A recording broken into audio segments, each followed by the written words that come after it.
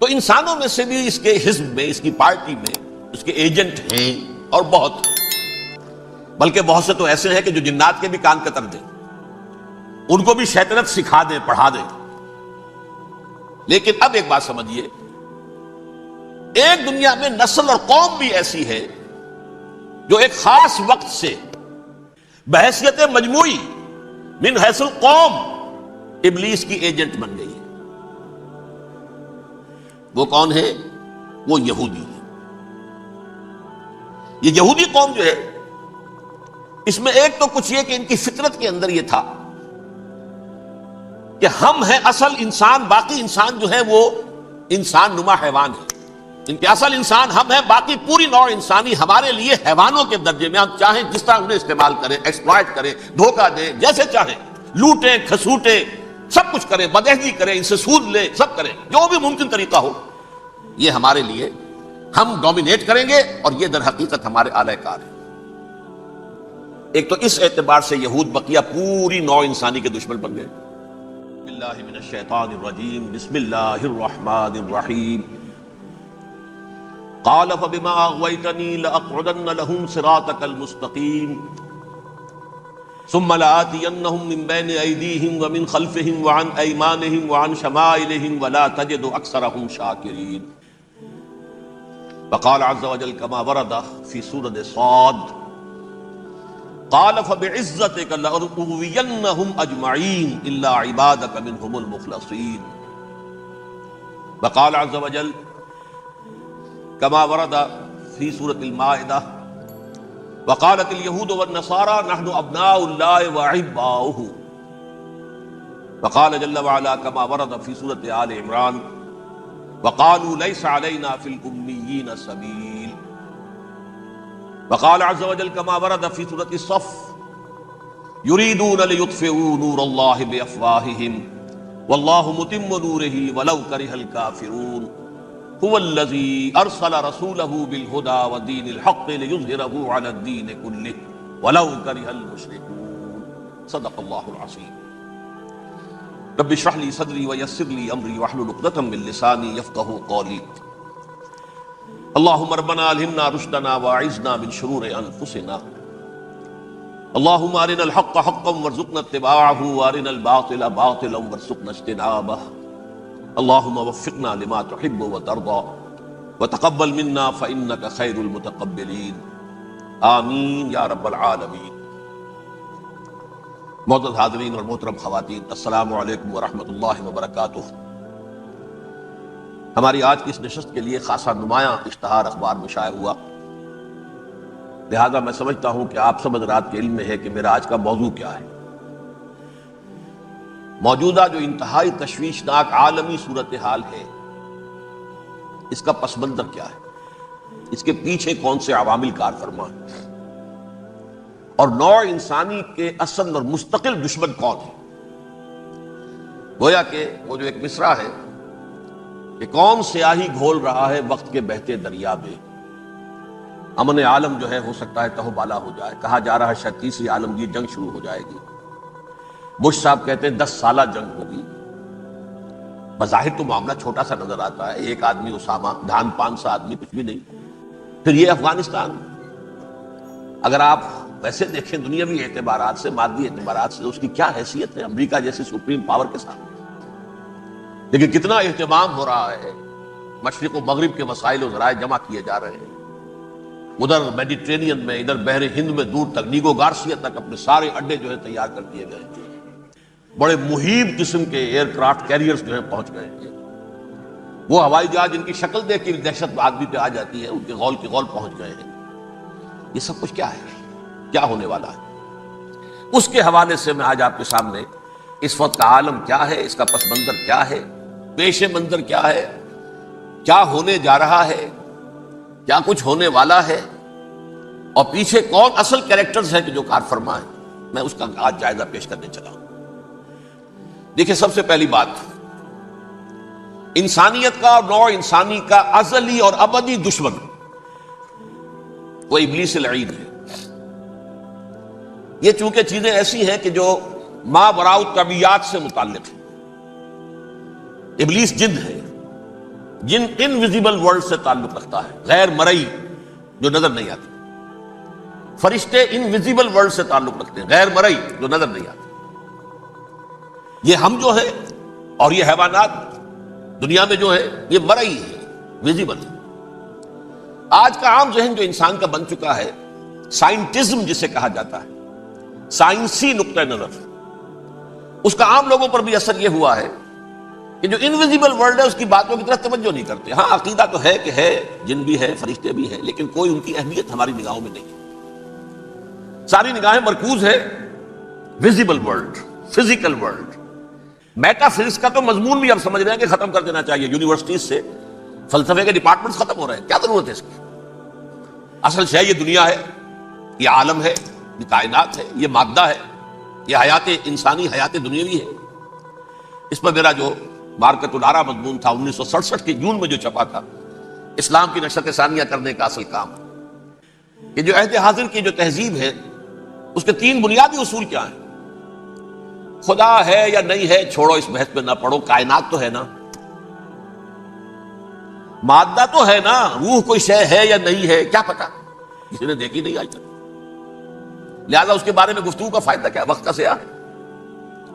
عالم آخرہ کوئی ہے یا نہیں ہے کیا پتا، کس نے آ کے بتایا مرنے کے بعد. لہذا اس بحث میں نہ پڑھو، یہ عالم دنیا تو ہے نا، اٹس ویری مچ پریزنٹ. لہذا ساری توجہ اس پر صرف کرو. تو خدا کے مقابلے میں کائنات پر توجہ، روح کے مقابلے میں مادے اور جسم پر توجہ، حیات اخروی کے مقابلے میں حیات دنیاوی پر توجہ. یہ ہے اصل میں کرکس آف دی میٹر، اس تہذیب جدید کا خلاصہ ہے. اس اعتبار سے میں کہہ رہا ہوں کہ بعض باتیں میری آپ کو ذرا ایسی لگیں گی کہ جو شاید ماحول سے کچھ زیادہ متعلق نہیں، لیکن وہ دین کی بڑی بنیادی بات ہے. دیکھیے اللہ تعالیٰ نے جو مخلوقات پیدا کی ہیں ان میں ایک تقسیم تو ہو سکتی ہے ذی حیات اور بغیر حیات، جاندار چیزیں اور بے جان چیزیں. بے جان چیزیں بے شمار، یہ تمام فلکیات، یہ پوری کائنات، یہ زمین، یہ پہاڑ، یہ شجر و حجر، کیا. لیکن ایک ہے جاندار. ان جانداروں میں ایک تقسیم ہے، 2 کا تعلق غیر مرئی دنیا سے ہے، انویزیبل ورلڈ سے. فرشتے جو دکھائی نہیں دیتے، ان کی پیدائش ہوئی ہے نور سے. دوسرے جنات جو انسانوں سے پہلے پیدا کیے گئے، آدم سے پہلے. وَالْجَانَّ خَلَقْنَاهُ مِن قَبْلُ مِن نَارِ السَّمُومِ. جنات کو تو ہم بہت پہلے پیدا کر چکے تھے آگ کی لو سے، وہ بھی نظر نہیں آتے. تیسرے انسان اور اس دنیا میں جتنے بھی حیوانات ہیں، ان کا جو مادہ ہے وہ ارض، یہ زمین ہے، یہ مٹی سے بنے، تراب سے بنے، کرسٹ آف دی ارتھ سے بنے. اب ان میں ایک تقسیم ہے. ایک وہ ہے، ان تمام میں شعور تو ہے، حیوانات میں بھی شعور ہے، خود شعوری جسے کہتے ہیں سیلف کانشسنس، یہ صرف 3 میں ہے، فرشتہ، جن اور انسان. حیوانات میں خود شعوری نہیں ہے، کانشسنس ہے، سیلف کانشسنس نہیں ہے. تھوڑی سی بات سے سمجھا دوں آپ کو. میں دیکھ رہا ہوں، آپ مجھے دیکھ رہے ہیں. کتا بھی کوئی یہاں ہوتا تو مجھے دیکھ رہا ہوتا، لیکن کتے کو مجھے دیکھتے ہوئے یہ احساس نہیں ہوتا کہ میں دیکھ رہا ہوں. یعنی کتے کو یہ احساس نہیں ہوتا کہ وہ دیکھ رہا ہے، مجھے دیکھ تو رہا ہے، اس کو میں کا احساس نہیں ہے مجھے. میں جب دیکھ رہا ہوں تو میں سمجھتا ہوں میں دیکھ رہا ہوں، میں ہوں کوئی شے جو دیکھ رہا ہوں. یہ خود شعوری ہے، سیلف کانشسنس. کسی بھی کام کو کرتے ہوئے اپنے وجود کا احساس، میرا فیصلہ ہے، میری رائے ہے. یہ ہے در حقیقت سیلف کانشسنس، انا، سیلف، خودی. یہ حیوانات میں نہیں ہے، یہ ہے صرف ملائکہ، جنات اور انسان. اب یہاں مسئلہ پڑ گیا، بڑا پرپیچ مسئلہ.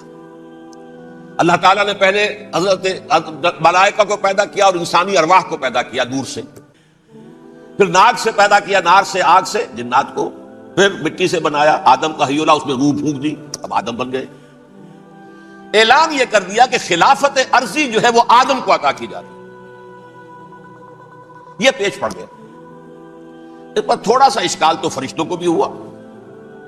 قرآن میں ہے سورہ بقرہ کے 4 رکوع میں، أَتَجْعَلُ فِيهَا مَن يُفْسِدُ فِيهَا وَيَسْفِكُ الدِّمَاءَ وَنَحْنُ نُسَبِّحُ بِحَمْدِكَ وَنُقَدِّسُ لَكَ. پروردگار اس آدم کو تو خلافت دے رہا ہے، زمین کے اندر اختیار دے دے گا، یہ تو فساد کرے گا، کوریزی کرے گا، ہم تیری تسبیح و تحمید میں لگے ہوئے ہیں، جو بھی حکم ہو ارشاد ہو ہم بجا لاتے ہیں، تو ضرورت کیا ہے؟ اس کا جواب اللہ نے دیا، انی عالم ما لا تعلمون، میری مشیت، میری حکمت وہ میں ہی جانتا ہوں، ضروری نہیں کہ تم اس کو شیئر کر سکو۔ لیکن یہ جنات میں سے ایک جن تھا عزازیل۔ اب دیکھیے کہ جنات کو ایک قرب حاصل ہے ملائکہ کے ساتھ، کیوں؟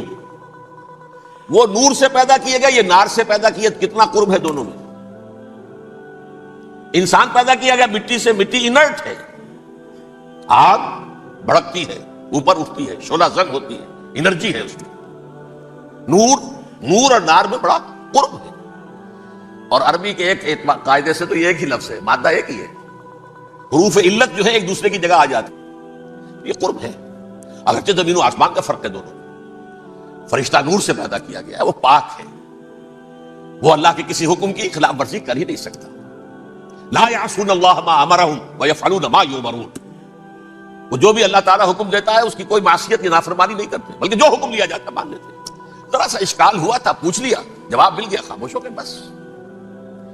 لیکن عزازیل نامی ایک جن تھا، جو ایک تو جن ہونے کی نسبت سے فرشتوں سے کچھ نہ کچھ مماثلت تھی، قرب تھا، دوسرے یہ علم میں، زہد میں، عبادت میں اتنا اونچا تھا، اتنا اونچا تھا، اتنا اونچا تھا کہ یہ ملائکہ ہی کے صف میں شامل ہو گیا۔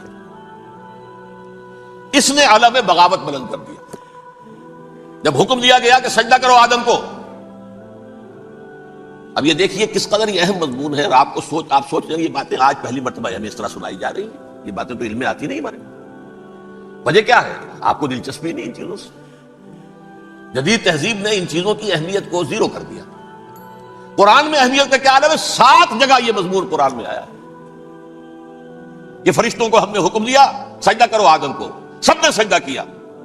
فسجد الملائکۃ کلھم اجمعون، سارے کے سارے، کل کے کل، سب نے مل کر سجدہ کیا آدم کو، اللہ کے حکم سے فوراً تعمیل کر دی، الا ابلیس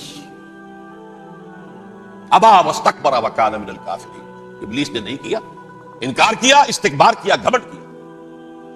اور اس کو سورہ کہف میں بیان کر دیا گیا، یہ اس لیے کہ وہ اصل میں جنات میں سے تھا، اگرچہ شامل تو تھا فرشتوں میں اس وقت، کانا من الجن ففسق عن امر ربہ، وہ اصل میں جنات میں سے تھا، اس وجہ سے وہ اپنے رب کے اس فیصلے کے خلاف کھڑا ہو گیا، سرکشی تھی اس میں۔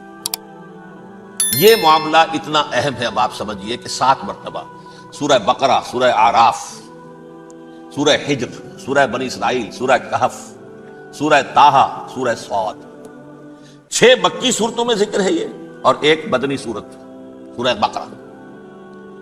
ان میں سے اکثر مقامات پر پھر جب اللہ نے کہا کہ اچھا تم نے یہ سرکشی کی ہے اور ہمارے حکم کی خلاف ورزی کی ہے تو یہاں سے نکل جاؤ، دفع ہو جاؤ، تم مردود ہو، مردود ملعون، ان علیک لعنتی الی یوم الدین، اب تجھ پر لعنت رہے گی میری قیامت کے دن۔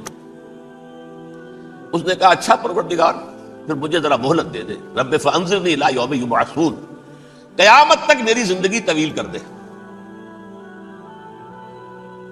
فاذهب فانک من المنظرین، کہہ دیا اچھا جاؤ، تمہاری یہ درخواست بھی ہم نے قبول کی۔ انہوں نے کہا پروردگار اب میں اس آدم کو بھی گمراہ کر کے چھوڑوں گا اور آدم کی نسل کو تباہ کر کے چھوڑوں گا۔ انتہائی شدید چیلنج کے انداز میں یہ قرآن مجید میں 4-5 مرتبہ مضمون آیا ہے۔ میں نے صرف 2 جگہ سے آپ کو سوٹ کوٹ کر کے سنایا تھا۔ سورہ آراف میں اللہ تعالیٰ فرماتے ہیں قال، اس پر ابلیس نے کہا فبما اغویتنی، تو اے رب جو تو نے مجھے گمراہ کیا ہے، مجھے ذلیل کر دیا، مجھ پر فوقیت دے دی اس کو، انا خیر منہ، میں اس سے بہتر ہوں، خلقتنی من نار وخلقتہ من طین، بنایا تو نے مجھے آگ سے اور اس کو بنایا مٹی سے، پھر مجھ سے مطالبہ کہ میں سجدہ کروں، اور میں نے سجدہ نہیں کیا تو اب تو نے مجھے ملعون قرار دے دیا۔ قال فبما اغویتنی لاقعدن لهم صراطک المستقیم، اب میں یہ نسل آدم کے لیے، اس کو برباد کرنے کے لیے تیرے سیدھی راہ کے اوپر گھات میں بیٹھوں گا، سیدھے راستے پر چلنے نہیں دوں گا۔ ثم لآتینہم من بین ایدیہم، پھر میں ان پر حملہ آور ہوں گا، ان کے سامنے سے بھی، ومن خلفہم، ان کے پیچھے سے بھی، وعن ایمانہم، ان کے داہنی جانب سے بھی، وعن شمائلہم، اور ان کے بائیں جانب سے بھی، ولا تجد اکثرہم شاکرین، اور تو دیکھے گا کہ ان کی اکثریت تیری شکر گزار بندوں پر مشتمل نہیں ہوگی۔ یہ چیلنج تھا۔ اور ایک چھوٹا سا چیلنج جو سورہ صاد میں آیا ہے، اور یہاں تو اس نے اللہ کے جلال کی قسم کھا کر کہا قال فبعزتک لأغوینہم اجمعین، اے رب تیری عزت تیرے جلال کی قسم ہے میں ان سب کو گمراہ کر کے چھوڑوں گا، الا عبادک منہم المخلصین، سوائے ان میں سے وہ کچھ لوگ جنہیں تو خالص اپنا بندہ بنا لے، جنہیں تو اپنا بندہ بنا لے، مخلص، مخلص نہیں، مخلص یہ مفعول ہے، فاعل نہیں ہے، جسے تو بنا لے۔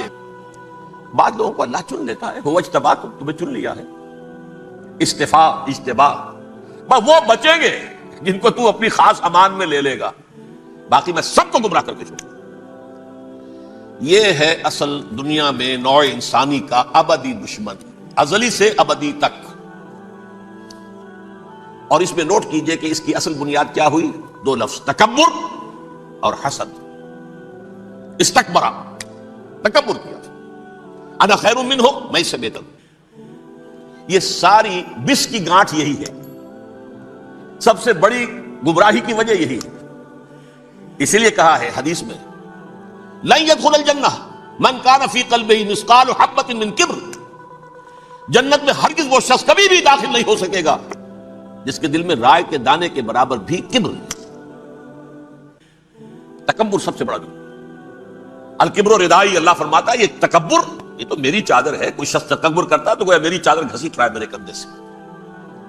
عرب میں کسی شخص کی توہین کرنی ہوتی تھی تو اس کی چادر گھسیٹتے تھے، ننگا کر دیا گویا کہ یہ میری ردائی ہے، الکبر ردائی، یہ میری چادر ہے، یہ جامہ مجھے زیب دیتا ہے، مجھ پر راستہ تھا۔ اور حسد، آدم کو جو برتری عطا ہو گئی اس حسد کی آگ میں وہ جل رہا ہے اور اس کا انتقام لینا چاہتا ہے۔ آدم کو بھی گمراہ کیا، جنت سے نکلوایا، ویسے نکلنا تو انہیں تھا ہی مشیت اذنی میں، لیکن فوری طور پر اللہ کے حکم کی خلاف ورزی تو کروائی نا۔ فعصى آدم ربہ فغوی، آدم نے اپنے رب کے حکم کی نافرمانی کی اور گمراہ ہوا عارضی طور پر۔ یہ دوسری بات ہے، توبہ کر لی، اللہ نے توبہ قبول فرما لی، معاف کر دیا۔ کوئی مستقل جو ہے وہ نسل انسانی پر اس گناہ کا اثر متوارث طور پر نہیں آ رہا ہے، ختم ہو چکا معاملہ، ہوا تھا ہو گیا۔ فتلقى آدم من ربہ کلمات فتاب علیہ انہ هو التواب الرحیم۔ اور توبہ کی شان یہ ہے جب وہ قبول ہو جائے اللہ کی جناب میں، کیا تائب من الذنب کمن لا ذنب له، گناہ سے توبہ کرنے والا ایسے ہوتا ہے جیسے اس نے کبھی گناہ کیا ہی نہیں تھا۔ لیکن بہرحال وہ گمراہ کرنے میں کامیاب ہو گیا، حضرت آدم اور حوا کو بھی، اور نوع انسانی کی عظیم اکثریت، عظیم اکثریت، عظیم اکثریت اس کے داؤ میں آئی ہوئی ہے نہیں ہے۔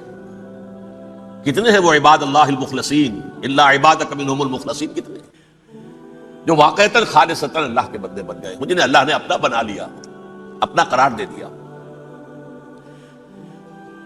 اب اس کے ساتھ نوٹ کیجئے، اس ابلیس کے ساتھ ایک فوج بھی ہے جسے قرآن مجید میں کہا گیا ہے یہ اس کی پارٹی ہے، حزب الشیطان، یہ اکیلا نہیں ہے۔ ایک تو وہ عزازیل ہے، اس کی طویل ترین عمر اللہ نے دے دی، وہ تو قیامت تک رہے گا۔ باقی بھی جنات جو ہیں ان کی نسل میں سے، جو اس کی نوع میں سے، اس کی نسل میں سے، جنات کی عمریں انسانوں کی عمروں سے زیادہ ہیں، بہت زیادہ ہیں، لیکن پھر بھی اتنی نہیں ہے۔ یہ خاص ہے اس کا معاملہ کہ اس نے کہا تھا رب انظرنی الی یوم یبعثون، مجھے دے دے مہلت اس وقت تک تاکہ میں ثابت کر کے دکھا دوں کہ جسے تو نے یہ خلافت دیا یہ اس کا اہل نہیں ہے۔ Let me prove this point ولا تجد اکثرهم شاکرین، تو ان کی اکثریت کو شکر گزار نہیں پائے گا۔ وہ ابلیس جو ہے وہ ریکروٹ کرتا ہے اپنے فوجی، اول تو خود جنات میں سے جو اس کے نمبر 1 لشکری ہے۔ قرآن مجید میں اس کا اشارہ دیا گیا ہے انہو یراکم ہوا وقبیلہ من حیث لا ترونہم۔ دیکھو لوگو، اے انسانوں، وہ ابلیس لعین عزازیل اور جو اس کے قبیلے کے لوگ ہیں، جنات ہیں، وہ تمہیں وہاں سے دیکھتے ہیں، تاکتے ہیں اور حملہ کرتے ہیں جہاں سے تم انہیں نہیں دیکھتے۔ وہ غیر مرئی ہیں، انویزیبل ہیں، تمہیں نظر نہیں آتے۔ ویزیبل دشمن کا وار تو روک لو گے، انویزیبل کا کیسے روکو گے؟ انہو یراکم ہوا وقبیلہ، اکیلا ہی نہیں ہے وہ تو تمہیں تاکتا ہے، تم پر حملہ کرتا ہے، گھات میں لگ کر جو ہے تمہارے اوپر حملہ کرتا ہے، وہ بھی اور اس کے ساتھ اس کے قبیلے کے لوگ جنات بھی، من حیث لا ترونہم، جہاں سے کہ تم انہیں نہیں دیکھتے۔ لیکن اس کے علاوہ وہ انسانوں میں سے بھی ریکریوٹ، رنگ روٹ، وہ برپا کر، وہ جو ہے ان کو اپنے پاس رکھتا ہے فوج کے اندر، جس کی سب سے بڑی مثال کیا ہے؟ سورہ مجادلہ میں اللہ تعالیٰ نے منافق، حالانکہ وہ کون تھے؟ بظاہر حضور کا کلمہ پڑھنے والے، حضور کے پیچھے نماز پڑھنے والے، اسلام کا دعویٰ کرنے والے، ان کو اللہ فرماتا ہے اولئک حزب الشیطان الا ان حزب الشیطان هم الخاسرون، یہ شیطان کی پارٹی کے لوگ ہیں۔ وہاں مقابلے میں آیا ہے اولئک حزب اللہ الا ان حزب اللہ هم المفلحون، یہ دو پارٹیاں ہیں، حزب اللہ اللہ کی پارٹی جو اس کے مخلص بندے ہیں وہ اللہ کی پارٹی، اور جو شیطان کے مرید بن گئے اس کے ہاتھ پر بیعت کر لی، لہذا وہ اس شیطان کی پارٹی کے لوگ ہیں، چاہے وہ انسان ہو چاہے جن ہو۔ تو انسانوں میں سے بھی اس کے حزب میں، اس کی پارٹی میں اس کے ایجنٹ ہیں اور بہت ہیں، بلکہ بہت سے تو ایسے ہیں کہ جو جنات کے بھی کان کتر دیں، ان کو بھی شیطنت سکھا دیں، پڑھا دیں۔ لیکن اب ایک بات سمجھیے، ایک دنیا میں نسل اور قوم بھی ایسی ہے جو ایک خاص وقت سے بحیثیت مجموعی من حیث القوم ابلیس کی ایجنٹ بن گئی ہے۔ وہ کون ہے؟ وہ یہودی ہے۔ یہ یہودی قوم جو ہے، اس میں ایک تو کچھ یہ کہ ان کی فطرت کے اندر یہ تھا کہ ہم ہیں اصل انسان، باقی انسان جو ہے وہ انسان نما حیوان ہے، ان کی کوئی حیثیت نہیں، ہم ہیں اصل انسان، نحن ابناء اللہ واحباؤہ۔ باقی یہ جنٹائلز، یہ گوئمز، غیر یہودی، یہ تو حیوانات ہیں۔ اب جیسے کہ انسانوں کو حق ہے کہ حیوانوں کو ایکسپلائٹ کریں، استعمال کریں، گھوڑے کو آپ ٹانگے میں باندھتے ہیں کہ نہیں؟ اس کی پسینے کی اور محنت کی کمائی ہے جو کھاتا ہے ٹانگا چلانے والا۔ البتہ یہ ضرور ہے کہ چونکہ اگلے روز پھر جوتنا ہے تو کچھ نہ کچھ تو اسے بھی کھلائے گا نا، اپنی کمائی میں سے کچھ دانے کھلائے گا، کچھ اور گھاس دے گا، یا بیل کو جوتنا ہے ہل میں تو کچھ نہ کچھ اس کو دینا ہوگا کھانے، لیکن پھر اسے استعمال کرنا۔ تو ان کا مستقل قول یہ ہے کہ اصل انسان ہم ہیں، باقی پوری نوع انسانی ہمارے لیے حیوانوں کے درجے میں، ہم چاہیں جس طرح انہیں استعمال کریں، ایکسپلائٹ کریں، دھوکہ دیں، جیسے چاہیں لوٹیں کھسوٹیں، سب کچھ کریں، بدہضی کریں، ان سے سود لیں، سب کریں، جو بھی ممکن طریقہ ہو، یہ ہمارے لیے ہم ڈومینیٹ کریں گے، اور یہ در حقیقت ہمارے اعلی کار ہے۔ ایک تو اس اعتبار سے یہود بقیہ پوری نوع انسانی کے دشمن بن گئے۔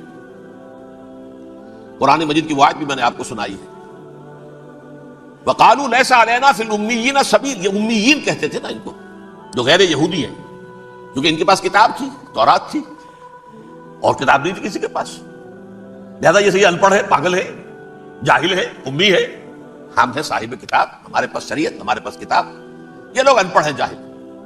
لیسا علینا فی الامیین سبیل، ان امیین کو ہم لوٹیں کھسوٹیں، دھوکہ دیں، فریب سے جو کریں، چوری کریں، ڈاکہ ڈالیں، جیب کے قطرے، جس طرح بھی کریں ہمارے لیے جائز ہے، ہمارے اوپر کوئی گرفت نہیں ہوگی۔ اللہ تعالیٰ ہم سے یہ نہیں پوچھے گا تم نے جھوٹ کیوں بولا تھا اس کے ساتھ، تم نے وعدہ خلافی کیوں کی تھی اس کے ساتھ، تم نے کیوں دھوکہ دیا تھا اس کو، تم نے کیوں اس کا مال جو ہے غبن کر لیا تھا، ہڑپ کر لیا تھا، نہیں، ہم پر پوچھ نہیں ہے۔ اس اعتبار سے ایک تو یہ انسانیت کی دشمنی ان کی گھٹی میں پڑ گئی، اس غلط خیال کی وجہ سے ہم تو بخشے بخشائے ہیں، we are the chosen people of the Lord, ہمیں تو اللہ اگر جہنم میں داخل بھی کرے گا تو صرف چند دن، لن تمسنا النار الا ایاما معدودات، باقی اصل میں تو ہم تو اللہ کے پسندیدہ، نحن ابناء اللہ واحباؤہ، اس کے بیٹوں کے مانند بڑے چہیتے ہیں، لاڈلے ہیں، یہ باقی دنیا، باقی انسان ہماری چراہ گاہ ہے، جیسے چاہے چریں، جس طرح چاہے ہڑپ کر جائیں۔ یہ تو ان کا پہلے سے مستقل معاملہ تھا، لیکن اس کے بعد ان کی تاریخ میں ایک دور وہ آیا جب حضرت مسیح علیہ السلام ان میں مبعوث کیے گئے۔ یہ 1400 سالہ تاریخ کا کلائمیکس ہے یہود کی۔ جب کتاب انہیں دی گئی تھی تورات حضرت موسیٰ کے ذریعے، وہ 1400 قبل مسیح کا واقعہ ہے۔ اس وقت سے لے کر اللہ کا وہ فضل ان پر ہوا، وہ فضل ان پر ہوا کہ کوئی ایک لمحہ ایسا نہیں آیا 1400 برس میں کہ ان کے ہاں کوئی نہ کوئی نبی موجود نہ۔ یہ تار ٹوٹا ہی نہیں، 2 سے شروع ہوا، موسیٰ ہارون علیہ السلام، اور 1400 برس کے بعد پھر آخری 2 ہیں، عیسیٰ اور یحییٰ علیہ السلام، یوں سمجھ لیجئے، اور اس کے درمیان یہ تار ہے، اور اس تار میں کوئی ایک لمحہ ایسا نہیں آیا کہ کوئی نبی موجود ہو۔ اس میں اتار چڑھاؤ بہت سے آئے ہیں، اس کا وہ میرا موضوع نہیں ہے اس وقت۔ قبل مسیح کی تاریخ جو ہے وہ میرا موضوع نہیں ہے۔ قرآن مجید میں سورہ بنی اسرائیل کے پہلے رکوع میں اس کا تذکرہ موجود ہے۔ وَقَضَيْنَا إِلَىٰ بَنِي إِسْرَائِيلَ فِي الْكِتَابِ لَتُفْسِدُنَّ فِي الْأَرْضِ مَرَّتَيْنِ وَلَتَعْلُنَّ عُلُوًّا كَبِيرًا، 2 مرتبہ ان پر عذاب کے کوڑے برسے، پہلے اشوریوں کے ذریعے سے جو شامی تھے، سیرینز اشوری کہلاتے، پھر بابلیوں کے ذریعے سے یعنی عراقیوں کے ذریعے سے، بیبیلونیا نام تھا عراق کا پہلے، ان پر بہت بڑی بڑی تباہیاں آئی، اللہ تعالیٰ کی طرف سے عذاب آئے۔ اس کے بعد پھر دوسرے دور میں دوسرا اقتدار کا دور آیا، خرمستیاں بڑھ گئیں، تو پہلے گریکس کے ذریعے سے، یونانیوں کے ذریعے سے، اور پھر رومیوں کے ذریعے سے انہیں پسوایا گیا۔ یہ دور گزر چکے تھے ان پر، دو عروج کے دور اور دو زوال کے دور۔ میری چھوٹی سی کتاب ہے تنظیم اسلامی کا تاریخی پس منظر، 6-7 روپے کی ہوگی، اس کو آپ دیکھیں گے تو اس میں اس کا پورا نقشہ آپ کو مل جائے گا۔ ویسے تو یہ کہ میری جو ذرا بڑی کتاب ہے سابقہ اور موجودہ مسلمان امتوں کا ماضی، حال اور مستقبل، اس میں میں نے ان معاملات پر بڑی تفصیل سے بحث کی تھی۔ بہرحال یہ جو دور تھا ان کا 1400 سالہ، وہ اونچ نیچ سے ہوتا ہوا جب آیا ہے حضرت مسیح کی بعثت پر، تو ان کی شرارت کی انتہا یہ ہو گئی کہ اللہ تعالیٰ نے مسیح کو رسول بنا کر بھیجا، رسولاً الی بنی اسرائیل۔ حضرت موسیٰ اور حضرت عیسیٰ کے درمیان رسول کوئی نہیں ہے، سب نبی ہیں۔ حضرت موسیٰ رسول تھے اور حضرت عیسیٰ رسول ہیں، درمیان میں داؤد ہو، سلیمان ہو، یشعیاء ہو، زکریا ہو، یہ سب نبی ہیں، یحییٰ نبی ہے، رسول نہیں ہے، لہذا وہ شہید کر دیے گئے۔ رسول شہید نہیں ہو سکتا، قتل نہیں ہو سکتا۔ لیکن عیسیٰ اور موسیٰ کے درمیان 1400 برس ان کے جو ہیں، تو اس کا کلائمیکس ہے حضرت مسیح علیہ السلام کی بعثت، اور حضرت مسیح علیہ السلام کو جسے اللہ نے اپنی روح قرار دیا، روح منہ، کلمتہ القاہا الی مریم، اللہ کا کلمہ، عظیم ترین معجزات۔ انہوں نے کیا کہا؟ یہ ولد الزنا ہے، حرام زادہ ہے، معاذ اللہ، نقل کفر نہ باشد، یہ جادوگر ہے، یہ مرتد ہے، یہ واجب القتل ہے۔ اصل حکومت اس وقت رومیوں کی تھی حکومت، لیکن انہوں نے انہیں آٹونومی دے رکھی تھی، اپنے مذہبی معاملات تم خود طے کر سکتے ہو۔ تو کائفاس جو اس وقت کا ان کا ہیڈ ربائی تھا سب سے بڑا، اس کی عدالت نے فیصلہ کیا مسیح کو سولی چڑھا دیا جائے۔ پائلیٹس پونٹس اس کے پاس ان کی یادداشت پہنچ گئی، یہ ہمارا مجرم ہے مذہبی، یہ مرتد ہے، یہ کافر ہے، یہ جادوگر ہے، یہ واجب القتل ہے، اسے قتل کرو، سولی چڑھا دو۔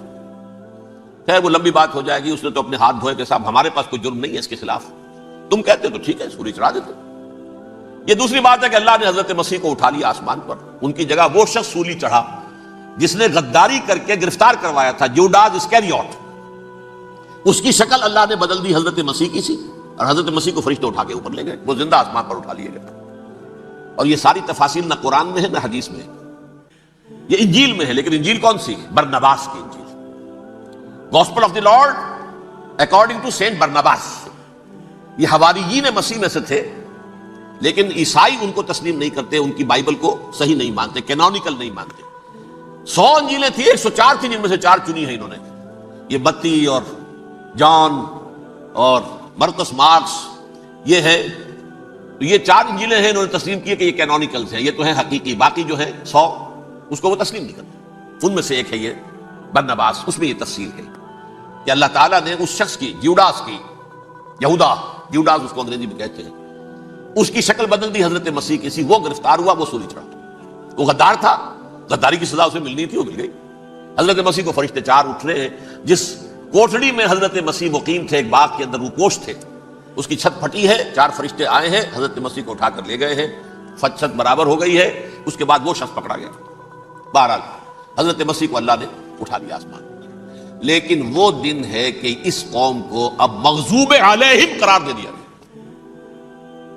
نوٹ کر لیجیے، اصل میں تو ہونا یہ چاہیے تھا کہ رسول کی جان کے در پہ جب کوئی امت ہو جاتی تھی تو اللہ کا قاعدہ یہ تھا کہ اس امت کو نسیہ منسیہ کر دیا جائے۔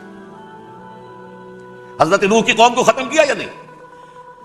حضرت ہود کی نگاہوں کے سامنے قوم عاد برباد کی گئی یا نہیں؟ حضرت صالح کی نگاہوں کے سامنے قوم سمود برباد ہوئی؟ یہ اللہ کا قاعدہ رہا۔ سدوم اور عمورہ کی بستیاں حضرت لوط علیہ السلام جہاں بھیجے گئے، مدین کا علاقہ جہاں حضرت شعیب بھیجے گئے، اہل فرعون جن کی طرف موسیٰ کو بھیجا گیا، سب ہلاک کر دیے گئے۔ کیونکہ رسولوں کے بارے میں اللہ کا ذات، نبیوں کے بارے میں یہ بات نہیں ہے۔ نبی آیا، اس نے دعوت دی، جس نے مان لیا اچھا کیا، اپنے لیے اچھا کیا، نہیں مانا اس کی اپنی جو ہے آپ برباد ہو گئی۔ دنیا میں کوئی فیصلہ اس کا نہیں ہوتا، لیکن رسولوں کا معاملہ یہ ہوتا ہے کہ دنیا میں وہ اللہ کی عدالت بن کر آتے ہیں، مانو گے تو بچو گے، نہیں مانو گے ہلاک۔ اس اعتبار سے وہ مستحق تو ہو چکے تھے اس کے کہ انہیں ہلاک کر دیا جائے۔ اب اللہ کی کوئی خصوصی مشیت ہے، اس میں کیا حکمت ہے، وہ ہے ایک حکمت، میں بعد میں اگر وقت ہوا تو بتاؤں گا۔ فیصلہ یہ کیا اللہ نے کہ حضرت مسیح کو تو اٹھا لیا زندہ، اور ان کی رسی ابھی مزید دراز کر دی کہ ان کو ابھی مہلت دے دی کہ تمہیں آخری استیصال، جس کو عذاب اکبر کہتا ہے قرآن، سورہ سجدہ جو حضور ہر جمعے کی پہلی رکعت میں فجر میں پڑھتے تھے، وَلَنُذِيقَنَّهُم مِّنَ الْعَذَابِ الْأَدْنَىٰ دُونَ الْعَذَابِ الْأَكْبَرِ لَعَلَّهُمْ يَرْجِعُونَ، چھوٹے چھوٹے عذاب اور ایک بڑا عذاب، جبکہ قوم بالکل برباد، نسیم منسیہ، کأن لم یغنوا فیہا، ایسے ہو جائیں جیسے کوئی تھے ہی نہیں آبادیاں، لا یرا الا مساکنہم، اب ان کے مسکن نظر آتے، مکین نظر نہیں آتے۔ یہ عذاب اکبر جو ہے وہ ان پر نہیں آیا، حالانکہ وہ مستحق ہو گئے تھے اسی وقت۔ اس کو یوں سمجھیے کہ کسی شخص کو پھانسی کا حکم تو ہو جائے، ایگزیکیوشن نہیں ہوتا ہے، کئی سال گزر جاتے ہیں پڑے ہوئے، اور معاملات جو ہیں وہ چلتے رہتے ہیں۔ یہ معاملہ ہوا اس کے ساتھ، ورنہ یہ مستحق ہو چکے تھے آخری بربادی تباہی کے، عذاب استیصال، جڑ سے کاٹ دینے والا عذاب، وہ آ سکتا تھا ان پر اسی وقت، لیکن اللہ نے ان کی مہلت دراز کی۔ لیکن اس کے بعد اللہ نے ان کو ایک اور موقع دیا، 600 برس بعد حضرت مسیح کے محمد الرسول اللہ صلی اللہ علیہ وسلم کی بعثت کی، اور یہ میں سمجھتا ہوں کہ اس قوم پر اللہ کا اتنا بڑا فضل تھا، اتنا بڑا فضل تھا، اتنا بڑا فضل تھا۔ اب پھر ایک موقع دیا، عسیٰ ربکم ان یرحمکم وان عدتم عدنا، دیکھو اب بھی تمہیں ہم ایک موقع دے رہے ہیں، تمہارا رب تمہارے اوپر اب بھی فضل کرنے کو تیار ہے، رحم فرمانے کو تیار ہے۔ ان ھذا القرآن یہدی للتی ہی اقوم، اس قرآن کے سائے میں آ جاؤ، یہ شاہدرا ہے ہدایت میں آنے کا، اس میں داخل ہو جاؤ، محمد کی تصدیق کرو صلی اللہ علیہ وسلم، دامن محمدی میں آ جاؤ، اب بھی ہم تمہارے گناہ بخش دیں۔ لیکن نہیں، اس قوم نے حضرت محمد صلی اللہ علیہ وسلم کی دشمنی کی کمر کس لی، اور اب یوں سمجھیے اس تاریخ سے لے کر آج تک یہ گٹھ جوڑ ہے۔ ظاہر بات ہے کہ ابلیس کا بھی اصل دشمن اب کون ہے، یا ہدف کون ہے، ٹارگٹ کون ہے؟ جنہوں نے محمد کو نہیں مانا صلی اللہ، وہ تو ہے ہی جہنمی، ان پر کوئی اور محنت کرنے کی ضرورت کیا ہے؟ سمجھ گئے میری بات؟ حضور کی بعثت کے بعد جنہیں حضور کو رد کر دیا، ان پر ایمان نہیں لائے، وہ کون ہے؟ کافر، وہ جہنمی ہے ہی ہے، لہذا اس کے اوپر کوئی محنت صرف کرنے کی ابلیس کو ضرورت نہیں۔ اس کا اصل ٹارگٹ امت محمد ہے صلی اللہ علیہ وسلم، وہ ساری نوع انسانی کی دشمنی اب آ کر مرکوز ہو گئی ہے امت محمد صلی اللہ علیہ وسلم کی دشمنی۔ اور اسی طرح یہود کا معاملہ، اگرچہ ویسے پوری نوع انسانی کے دشمن ہیں، انہیں حیوان سمجھتے، ان کی جان مال اپنے لیے مباح سمجھتے ہیں، جس طرح چاہیں لوٹے کھسوٹے کھائیں پیے ہی نہیں، لیکن اب ان کی بھی دشمنی کا سب سے بڑا مرکز امت محمد۔ کیوں؟ وہی تکبر اور حسد، وہی بیماریاں۔ انہیں تکبر یہ ہو گیا تھا کہ 2000 سال سے یہ نبوت ہماری میراث، ہماری جاگیر، بنو اسرائیل کے اندر سینکڑوں نبی آئے، 3 کتابیں اللہ نے ہمیں عطا کی، یہ کہاں سے آ گیا محمد صلی اللہ علیہ وسلم؟ معاذ اللہ ثم معاذ اللہ، یہ امیین میں سے، یہ جنٹائلز میں سے، یہ گوئنز میں سے، یہ حقیر ان پڑھ، کہاں ہم کہاں یہ نہیں تسلیم کریں گے۔ حالانکہ قرآن کہتا ہے یعرفونہ کما یعرفون ابناہم، ان کے علماء ایسے پہچانتے تھے حضور کو جیسے اپنے بیٹوں کو پہچانتے کہ یہ آخری نبی ہے، لیکن تکبر اور حسد کی آگ میں جل اٹھے۔ اب ان کے بھی دشمنی کس سے ہے؟ محمد اور امت محمد صلی اللہ علیہ وسلم۔ یہ گٹھ جوڑ ہے۔ اب دیکھیے، یہ ہے میری گفتگو کا اب تک کی گفتگو کا حاصل، یہ گٹھ جوڑ، ایک غیر مرئی دنیا، انویزیبل دنیا کا ابلیس لعین اور جنات میں سے اس کے لشکری فوج، انسانوں میں سے ویسے تو اور بھی بہت جگہ اس کے ایجنٹ ہے، مسلمانوں میں بھی ہے، لیکن بحیثیت قوم، بحیثیت مجموعی، ایک پوری قوم، ایک پوری نسل جو ہے اس کے ساتھ گٹھ جوڑ ہے۔ ان دونوں کی گٹھ جوڑی کے ساتھ یہ دشمن دون ہیں انسانیت کے، پہلا دشمن ابلیس لعین، عزازیل لعین، اور دوسرے دشمن یہود ملعون۔ اب میں آپ کو ذرا اس جو انسانوں میں سے انسان دشمنی کا، جن کا سب سے بڑا رول ہے، میں ان کی 2000 سالہ تاریخ کا آپ کے سامنے نقشہ رکھنا چاہتا ہوں۔ ان 1400 سال کا تو میں نے صرف 4 آپ کو پوائنٹس بتائے۔ موسیٰ سے عیسیٰ تک 1400 برس علیہ السلام، 2 مرتبہ عروج، 2 مرتبہ زوال، اشیریوں کے ہاتھوں پٹوائی، بابلیوں کے ہاتھوں پٹانا، گریکس کے ہاتھوں مرمت، رومنز کے ہاتھوں مرمت۔ یہ جو 2000 سال ہے، کیونکہ اب تو ظاہر بات ہے 21ویں صدی شروع ہو گئی ہے، 20 صدیاں حضرت مسیح کو پوری ہو گئی۔ پہلی بات نوٹ کیجئے، حضرت مسیح کی پیدائش ہے سن ایک قبل مسیح، یہ نقطہ آپ نے کبھی سنا ہے یا نہیں؟ جب ملینیم کا سلسلہ شروع ہوا تھا پچھلے سال تو میں نے بیان کر دیا تھا کہ ایک عجیب حساب کے اندر انہوں نے غلطی کی ہوئی ہے۔ حضرت مسیح کی پیدائش ہوئی 25 دسمبر کو، سن انہوں نے شروع کر دیا تو اس کے بعد جنوری آئی تو پہلا سال شروع ہو گیا۔ اگر جنوری سے پہلا سال شروع ہوا تو یہ 6 دن جو ہے تو اس کے پچھلے سال میں تھے، لہذا کہا جائے گا کہ Jesus Christ was born 1 year before Christ BC، تو ایک قبل مسیح میں حضرت مسیح کی پیدائش ہوئی۔ یہ آخری اسرائیلی نبی اور رسول۔ یہودی علماء کی مخالفت، دشمنی، سولی پر چڑھوا دینا میں بیان کر چکا ہوں۔ سن 33 عیسوی میں جبکہ حضرت مسیح کی عمر 33 برس تھی، اللہ تعالیٰ نے انہیں زندہ آسمان پر اٹھا لیا، لیکن یہودیوں نے اپنے خیال کے مطابق انہیں سولی پر چڑھوا دیا، ان کی موت واقع ہوئی۔ اگرچہ اس کے بعد یہ اختلاف ہے ان میں، یہودی کہتے ہیں وہ سولی پر چڑھ گیا، ختم ہوا، مر گیا، عیسائی کہتے ہیں نہیں، انتقال ہوا ہے مسیح کا صلیب پر، لیکن پھر وہ دوبارہ زندہ ہو گئے ہیں۔ ان کی لاش ایک غار میں رکھ دی گئی تھی، وہاں ریزریکشن ہو گیا، ان کا وہاں سے بعد الموت وہیں ہو گیا، اور پھر انہیں اللہ نے زندہ آسمان پر اٹھا لیا۔ تو ہمارے اور عیسائیوں کے درمیان نوٹ کر لیجئے، یہ چیز مشترک ہے کہ حضرت مسیح آسمان پر زندہ اٹھائے گئے۔ فرق کیا ہے؟ وہ سمجھتے ہیں کہ سولی دیے گئے، سولی پر مرے، پھر زندہ ہوئے، پھر گئے۔ ہم سمجھتے ہیں کہ نہیں، وما صلبوہ وما قتلوہ، انہوں نے نہ صلیب دے سکے انہیں اور نہ انہیں قتل کر سکے، بل رفع اللہ الیہ، اللہ نے اٹھا لیا۔ پھر ہمارا اور یہ اس کا عیسائیوں کا ایک اور اتفاق ہے، سیکنڈ کمنگ آف جیسس، حضرت مسیح دوبارہ آئیں گے، یہ عیسائیوں کا بھی عقیدہ ہے اور ہمارا بھی۔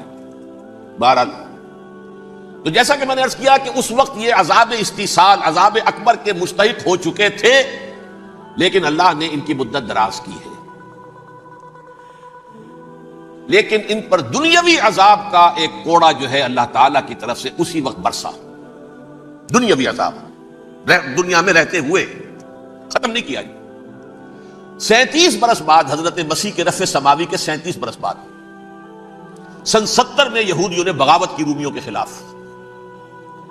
رومی ٹائٹس جنرل تھا ایک، اس نے پھر جو حملہ کیا ہے، 1,33,000 یہودی ایک دن میں قتل کیا یروشلم میں، اور ہیکل سلیمانی گرا دیا۔ وہ ہیکل پہلے بھی گرا تھا، پہلے 1400 سال کے دوران میں بھی نبوکدنضر نے گرایا تھا، لیکن پھر اس کے 150 سال بعد انہوں نے دوبارہ بنا لیا تھا، اس لیے وہ اسے سیکنڈ ٹیمپل کہتے ہیں۔ پہلا ٹیمپل جو حضرت سلیمان نے بنایا تھا، نبوکدنضر نے گرا دیا 587 قبل مسیح میں، پھر دوبارہ انہوں نے 150 سال کے بعد بنا لیا۔ وہ اس تاریخ کا حصہ ہے میں نے جس کے بارے میں آپ کو تفصیل نہیں بتائی۔ اس میں یہ ہوا سن 70 میں وہ گرا دیا گیا، وہ آج تک گرا پڑا ہوا ہے۔ نمبر 2، یہ کہہ دیا گیا کہ یہودیوں اس ارض فلسطین سے نکل جاؤ، تم یہاں نہیں رہ سکتے اب۔ لہذا جس کا جہاں سینگ سمایا چلا گیا، یورپ میں چلے گئے، ایشیا میں آ گئے، عرب میں آ گئے، یہ 3 قبیلے جو رات بھی میں نے عرض کیا تھا، بنو قینقاع، بنو نذیر اور بنو قریظہ، یہ وہاں سے آ کے مدینے میں آباد ہو گئے، جس کا جہاں سینگ سمایا، افریقہ میں، ہندوستان میں، جہاں چلے گئے۔ ڈایاسپورا اسے کہتے ہیں، وہ آپ نوٹ کر لیجیے اس لفظ کو، ڈایاسپورا، ہمارا دور انتشار، جبکہ ہمیں ہماری اصل سرزمین تو فلسطین ہے، حضرت ابراہیم کا مسکن، حضرت اسحاق، حضرت یعقوب کا مسکن فلسطین، یہ ہے ہماری اصل جاگیر، یہ تو ہماری جدی پشتی جاگیر ہے، لیکن یہاں سے نکال دیے گئے سن 70 عیسوی میں، اور وہاں سے لے کے 1917 تک ان کا ڈایاسپورا جاری رہا۔ یہ دور انتشار ہے۔ اس دور انتشار کے اب چند حصے ہیں جس کو میں چاہتا ہوں کہ آپ علیحدہ علیحدہ سمجھ لیں۔ دور انتشار کا جو پہلا جو ہے تقریباً 300 برس، رومی حکمران تھے، وہ یہودیوں کے بھی دشمن تھے اور عیسائیوں کے بھی دشمن تھے، عیسائی اور یہودی ایک دوسرے کے بھی دشمن تھے، لیکن رومی سمجھتے تھے کہ یہ ایک ہی تھیلی کے چٹے بٹے ہیں۔ رومیوں کے نزدیک عیسائی بھی یہودیوں ہی کا ایک فرقہ تھے، کوئی علیحدہ مذہب تو تھا ہی نہیں۔ لہذا رومی جو ہیں رومنز، وہ ان دونوں کو ستاتے تھے، مارتے تھے، اور یہ آپس میں لڑتے تھے، یہودی عیسائیوں کو مارتے تھے، عیسائی یہودیوں کو مارتے تھے۔ یہ ہے 300 برس تک کی تاریخ۔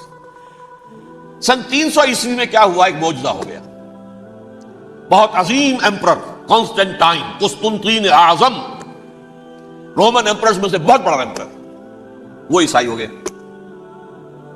اب تو معاملہ بالکل تلپٹ ہو گیا، پوری سلطنت عیسائی ہو گئی. اب عیسائیوں کے عیش ہو گئے اور یہودیوں پہ مار پڑنی شروع ہوئی. اب عیسائیوں کا آپ خود سوچئے کہ جنہیں وہ خدا بنا بیٹھے ہیں، خدا کا بیٹا قرار دے رہے ہیں، ان کے قاتل کون؟ یہودی بدماش. لہذا ان کی وہ پٹائی شروع ہوئی ہے یورپ میں، پوری رومن امپائر میں انہیں ذلیل کیا گیا. شہروں میں آمد بند، علیحدہ رہو، گھیٹوز کے اندر رہو. یہودی کا نام جو ہے وہ گالی بن گیا، جیسے آج بھی یہودی گالی کہتے ہیں، جیسے خنزیر کا لفظ. آخر وہ بھی اللہ کی مخلوق ہے، لیکن آپ کو معلوم ہے کوئی شخص زبان پر نام نہیں لانا چاہتا خنزیر کا، سور کا. ہے تو مخلوق، وہ بھی ایک حیوان ہے. ایسے ہی ہے یہودی گالی، جھوٹ گالی. لہذا ایک طرف تو ان دونوں کے درمیان دشمنی، جس کو قرآن کہتا ہے وَأَغْرَيْنَا بَيْنَهُمُ الْعَدَاوَةَ وَالْبَغْضَاءَ، ہم نے ان کے مابین دشمنی جو ہے پیدا کر دی. اور جب یہ پوری سلطنت عیسائی ہو گئی تو قافیہ تنگ ہو گیا یہودیوں کا. اب آئیے 571 عیسوی، یعنی جبکہ ڈائسپورا کو کتنا عرصہ ہو چکا تھا؟ 500 برس. سن 70 سے شروع ہو رہا ڈائسپورا، جب ٹائٹس نے گرایا ہے ہیکل کو اور نکال باہر کیا انہیں فلسطین سے. بھاگ جاؤ، یہاں ایک یہودی بھی نہیں رہے گا، فلسطین سے نکال دیے. اس کے پورے 500 برس بعد سن 571 عیسوی میں حضور کی پیدائش ہوئی، ولادت باسعادت محمد رسول اللہ صلی اللہ علیہ وسلم. 610 میں آپ پر وحی کا آغاز ہوا. لیکن حضور کے ساتھ ان کا معاملہ کیا رہا؟ اول تو جبکہ حضور ابھی مکہ ہی میں تھے، یہودیوں نے ریشہ دوانیاں شروع کر دی حضور کے خلاف.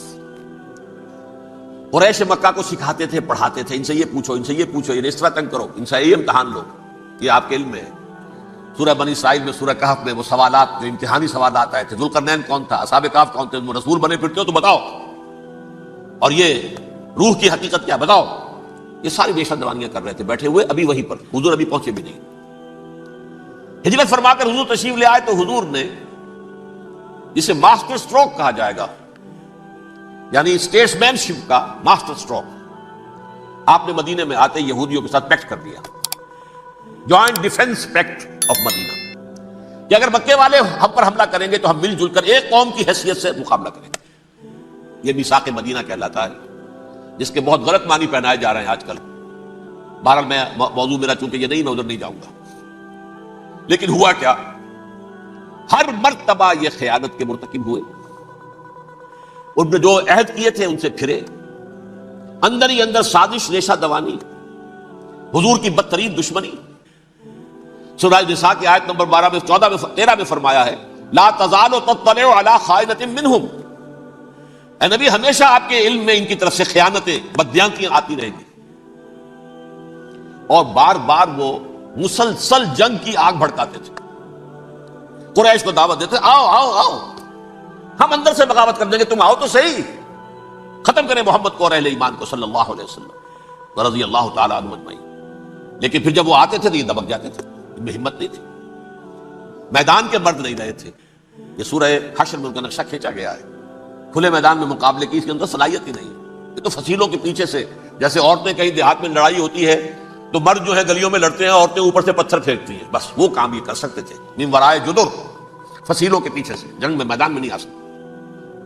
بہرحال قرآن مجید میں ہے یہ سورہ مائدہ کی آیت نمبر 64 کلما اوقدوا نارا للحرب اطفاها اللہ. اکثر و بیشتر مواقع پر تو یہ جب آگ بھڑکاتے تھے جنگ کی، اللہ اسے بجھا دیتا تھا. لیکن بہرحال اس کے باوجود جنگیں ہوئی، غزوہ بدر، غزوہ احد ہوئی کہ نہیں؟ یہ ساری اس اصل شرارت میں. اور اس کے نتیجے میں حضور نے پھر ایک ایک کر کے 3 قبیلوں کو سزا دی. غزوہ بدر کے فوراً بعد بنو قینقاع نکالے گئے مدینے سے، غزوہ احد کے فوراً بعد بنو نذیر نکالے گئے، اور غزوہ احزاب کے بعد بنو قریظہ نکال دیے گئے. یہ تو میں نے آپ کے سامنے رکھ دیا صرف حضور کے زمانے میں ان کا کیا رویہ رہا، دشمنی. رات بھی ہم نے وہ آیت پڑھی تھی لَتَجِدَنَّ أَشَدَّ النَّاسِ عَدَاوَةً لِلَّذِينَ آمَنُوا الْيَهُودُ وَالَّذِينَ أَشْرَكُوا. اہل ایمان کی دشمنی میں شدید ترین تم پاؤ گے یہودیوں کو اور مشرکین. مشرکین بھی بعد میں ہے، پہلے یہودی. حضور کے بعد کیا ہوا اب یہ نوٹ کیجئے، یہ ان کی تاریخ کا دوسرا دور. حضرت عمر رضی اللہ تعالیٰ عنہ قائد خلافت ہے. بیت المقدس کا محاصرہ کیا گیا، فصیل بڑی اونچی، شہر اندر سے سیلف سفیشینٹ، حملے کا راستہ کوئی نہیں، محاصرہ طول کھینچ رہا ہے، لیکن ان کے پاس رسد بھی موجود ہے، پانی بھی موجود ہے، وہ دروازے بند کر کے بیٹھے ہوئے۔ بالآخر اللہ تعالیٰ کی مشیت کا ظہور کیسے ہوا؟ ان کے کچھ علماء آئے فصیل پر، کہا دیکھو مسلمانوں، تم قیامت تک بھی یہاں پڑے رہو گے محاصرہ کر کے، ہمارا یہ شہر فتح نہیں ہوگا۔ ہاں، ایک درویش بادشاہ کے ہاتھوں یہ شہر فتح ہونا ہے، لیکن تمہارے اندر ہمیں وہ نظر نہیں آ رہا۔ ابو عبیدہ بن الجراح رضی اللہ تعالی عنہ، امین هذه الامہ، ان کا فوراً ذہن گیا وہ درویش بادشاہ مدینے میں بیٹھا ہوا ہے، عمر رضی اللہ تعالی۔ اب ایک اور عمر بھی ہے جو قندھار میں بیٹھا ہے، نقشہ وہی ہے، سادگی کی حد تک نقشہ وہی ہے، بالکل وہی، اپنی آنکھوں سے دیکھا وہی سادگی۔ عمر اول عمر ثانی تھے عمر بن عبد العزیز۔ اب ایک اللہ کے فضل سے اللہ تعالیٰ ایدہ اللہ بنصرتہ، اللہ تعالیٰ ان کی نصرت فرمائے، دشمنوں کو ان کے مقابلے میں نیست و نابود کرے۔ انہوں نے ریکویسٹ بھیج دی کہ حضور تشریف لائیے، یہ شہر فتح ہو جائے گا۔ وہ ہے سفر تاریخی، اتنا طویل سفر، تقریباً 700 میل، ایک اونٹ، ایک خادم، ایک منزل پہ امیر المومنین اوپر بیٹھے، خادم آگے چل رہا ہے، اگلی منزل پہ خادم اوپر بیٹھا ہے، امیر المومنین آگے جا رہے ہیں۔ اور جب پہنچے ہیں تو وہ باری تھی خادم کی، انہوں نے ہاتھ جوڑ دیا، حضور خدا کے لیے تم کیا کہیں گے لوگ، وہ میرا برا حال کر دیں گے، تمہیں شرم نہیں آئی؟ امیر المومنین پیدل آگے چل رہے ہیں نکیل پکڑ کر، اور تم بیٹھے ہو اوپر براجمان ہو۔ حضرت عمر فرمایا الدور دورک، نہیں، باری تمہاری ہے، بیٹھ۔ اس حال میں پہنچے ہیں، اور پھر یہ کہ ابو عبیدہ بن الجراح آئے ہیں، استقبال کیا ہے تو دیکھا ہے اس حال میں چلے آ رہے ہیں، عمر نکیل پکڑے ہوئے چلے آ رہے ہیں، اور کہتے ہیں کہ کہیں کیچڑ ویچڑ تھا، جوتے خراب ہو گئے تھے، وہ بھی اتار کے ہاتھ میں پکڑے ہوئے، کپڑے تو تھے ہی پھٹے ہوئے۔ انہوں نے کہا بھی حضرت ابو عبیدہ نے، دیکھیے یہ بڑا متمدن ملک ہے، بڑا مہذب علاقہ ہے یہ، آپ ذرا حلیہ اپنا دوست فرما لیں تب جا کے پیش ہم آپ کو کریں گے۔ آپ نے فرمایا نحن قوم اعزنا اللہ بالاسلام، ہم وہ قوم ہیں جنہیں اللہ نے عزت دی ہے اسلام کے ذریعے سے، کپڑوں کے ذریعے سے نہیں، دولت کے ذریعے سے نہیں۔ اسی حال میں گئے ہیں، اوپر سے انہوں نے کھڑے ہو کر نشانیاں دیکھی ہیں، اپنی کتابیں کھولی، ہاں یہ وہی ہے، اچھا لو جی سرنڈر، شہر تمہارے ہاتھ میں۔ خون کا ایک قطرہ نہیں بہا اور بیت المقدس فتح ہو۔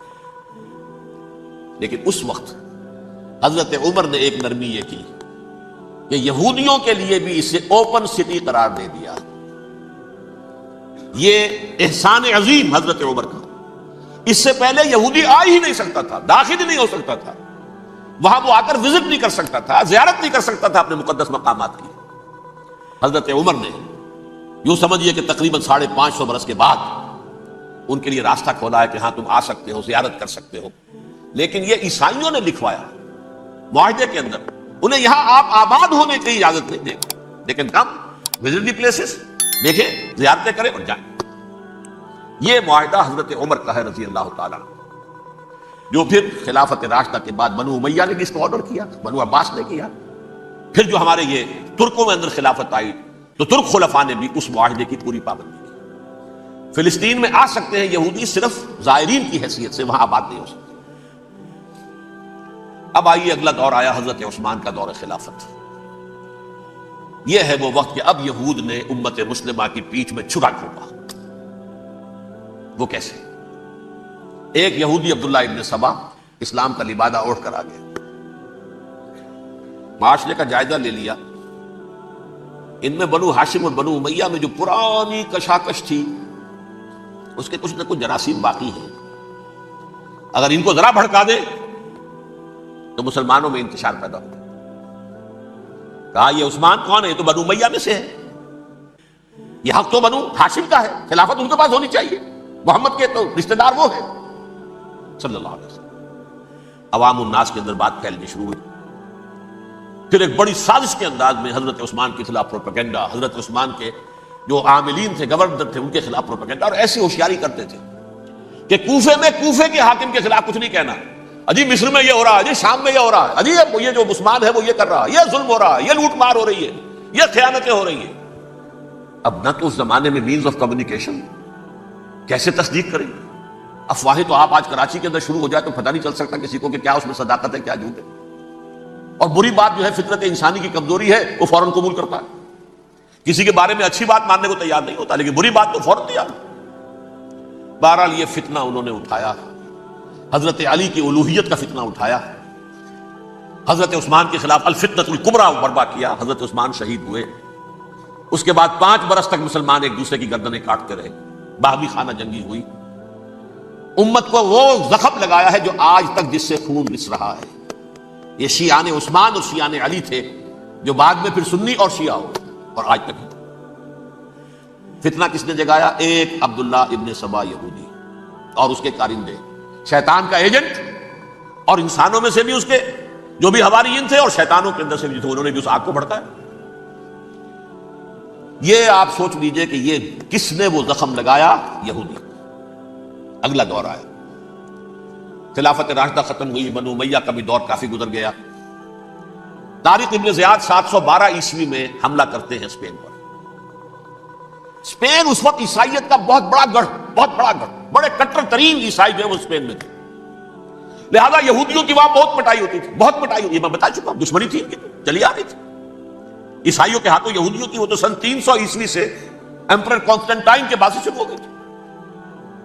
اس حوالے سے یہودیوں نے اس وقت چالاکی یہ برتی، کچھ راستے واسطے بتائے، کچھ مدد کی طارق ابن زیاد کی۔ طارق ابن زیاد نے انہیں اپنا محسن سمجھا، ہسپانیہ فتح ہو گیا، تو یہودی چونکہ محسنین کی فہرست میں آ چکے تھے، انہیں بہت اقتدار نصیب، بڑی سپورٹ مسلمانوں نے دی۔ ان کے بڑے بڑے علماء جو ہیں اسی دور کے اندر پیدا ہوئے، بڑے بڑے تھنکرز ان کے اسی دور میں پیدا ہوئے۔ بن گوریون جو کہ ایک وزیر اعظم تھا اسرائیل کا، اس نے یہ لکھا ہے اپنی کتاب میں، Muslim Spain was the golden era of our diaspora. وہ ڈائسپورا جو 70 عیسوی سے شروع ہوا تھا اور 1917 عیسوی تک جاری رہا ہے، اس میں سے گولڈن ایرا ہمارا جو تھا وہ مسلم اسپین تھا۔ اسپانیہ میں بیٹھ کر ہم نے عیش کیے، لیکن وہاں سے انہوں نے اور جو کچھ کیا، یہ تو داستان کے تو بہت سے گوشے ہیں، لیکن میں جس اسٹریٹ لائن میں چل رہا ہوں اس کے اعتبار سے ایک بات سمجھ لیجیے، وہاں بیٹھ کر انہوں نے اب عیسائیت کی پیٹھ میں چھرا گھونپا، پروٹیسٹنٹ مذہب پیدا کیا، تقسیم کر دیا، جیسے شیعہ سنی کی تقسیم، عبداللہ ابن سبا، رومن کیتھولک اور پروٹیسٹنٹ کی تقسیم، یہودی علماء۔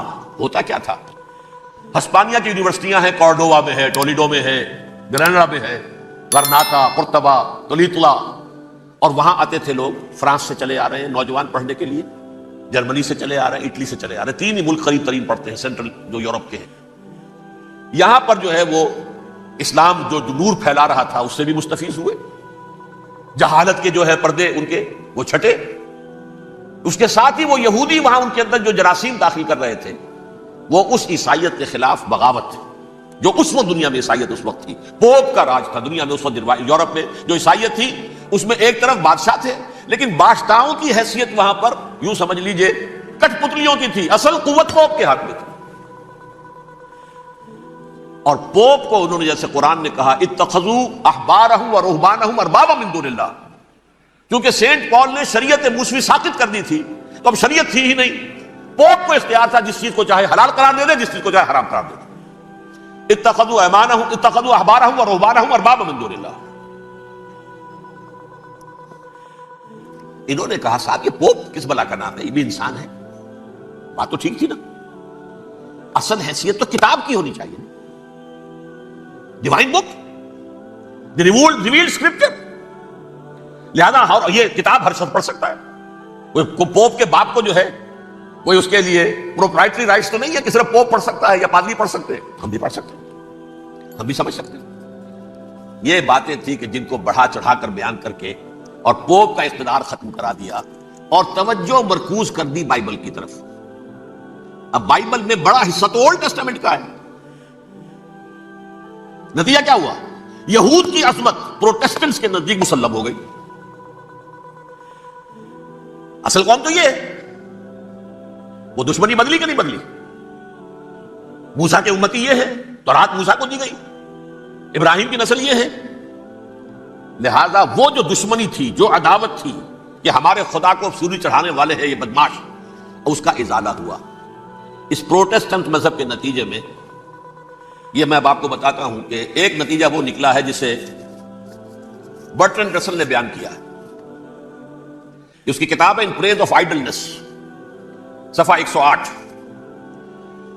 وہ لکھتا ہے کہ Christians retaining the Judaic belief in a special revelation, added to it the Roman desire for worldwide domination and the Greek taste for metaphysical subtleties.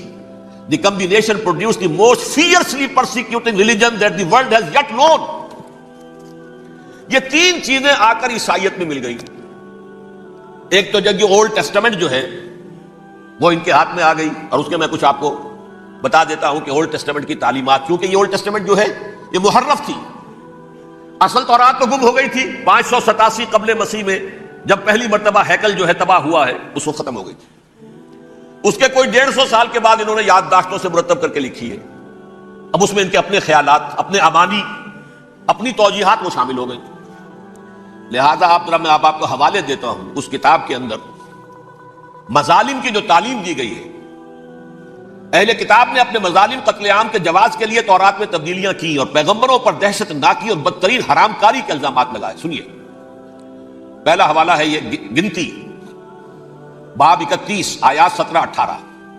اس لیے ان بچوں میں جتنے لڑکے ہیں سب کو مار ڈالو, اور جتنی عورتیں مرد کا منہ دیکھ چکی ہیں ان کو بھی قتل کر ڈالو, لیکن ان لڑکیوں کو جو مرد سے واقف نہیں اور اچھوتی ہیں اپنے لیے زندہ رکھو.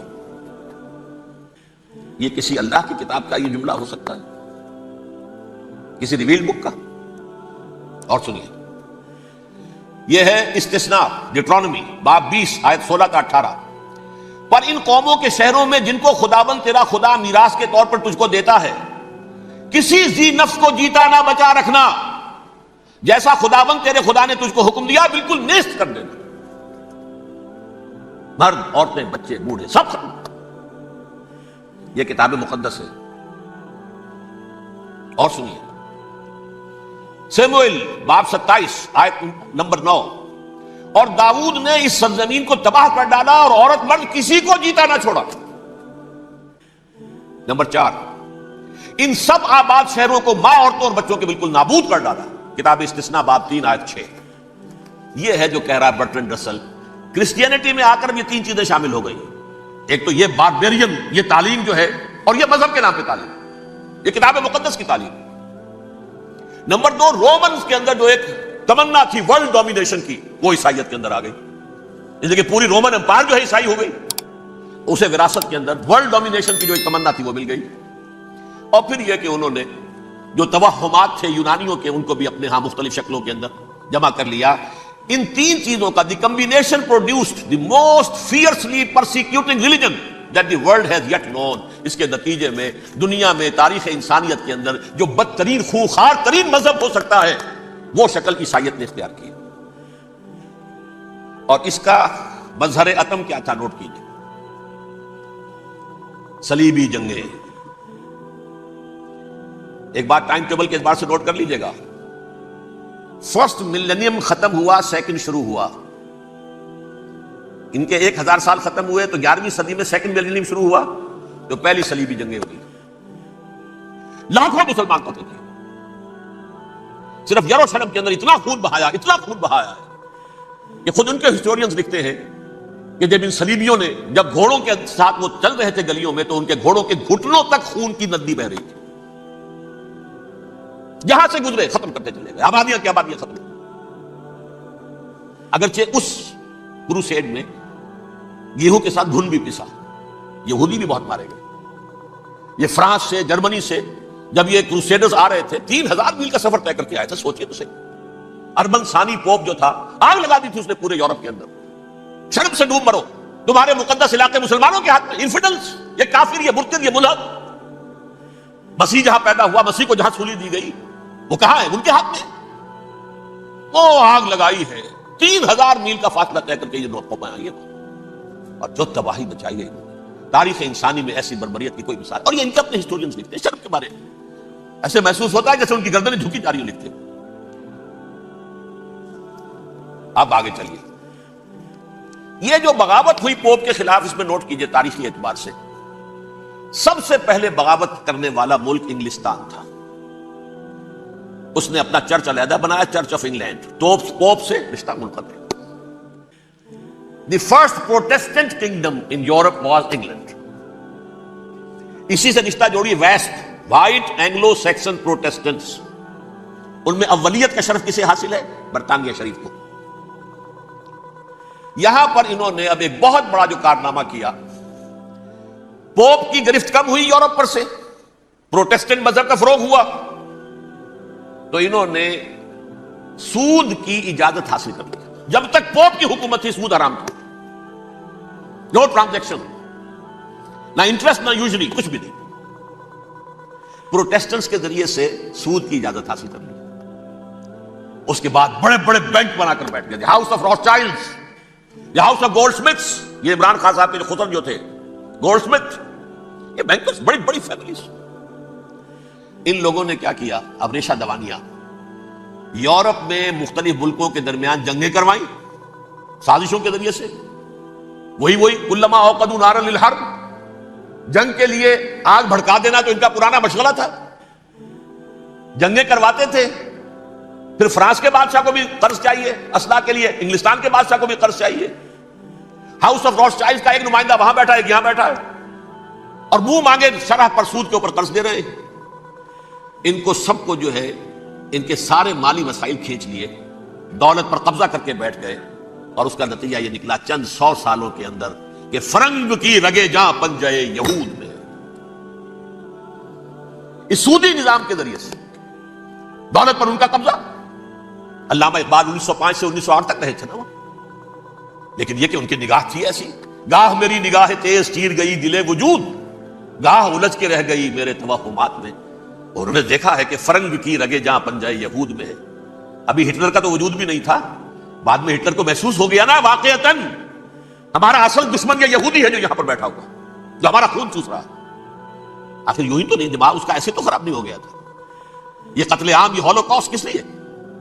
اس نے پہچان لیا تھا، اس لیے کہ وہ ویسٹ نہیں تھا، وائٹ اینگلو سیکسن پروٹیسٹنٹس. اصل جادو جو چلا وہ ان پر چلا، اور برطانیہ ان کا سب سے بڑا جو ہے وہ پشت پناہ، مددگار، حامی.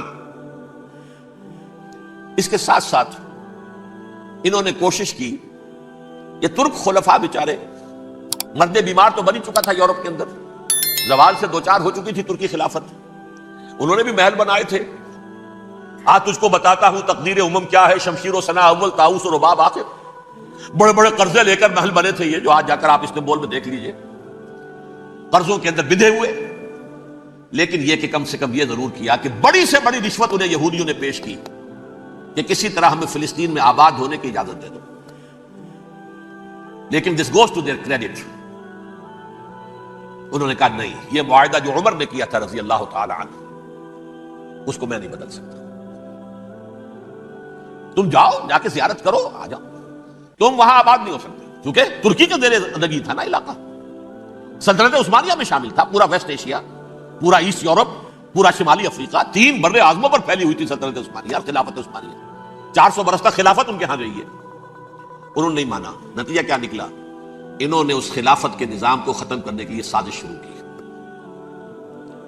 اس سازش کا نتیجہ تھا، اس کو دیکھ کر بھانپ کر ہندوستان میں تحریک خلافت چلی ہے. بولی اماں محمد علی کی جان بیٹا خلافت پر دے دو، ساتھ ہوں تیرے شوکت علی بھی جان بیٹا خلافت پر دے دو. تحریک چلی، ابھی ختم نہیں ہوئی تھی خلافت، لیکن نظر آ گیا.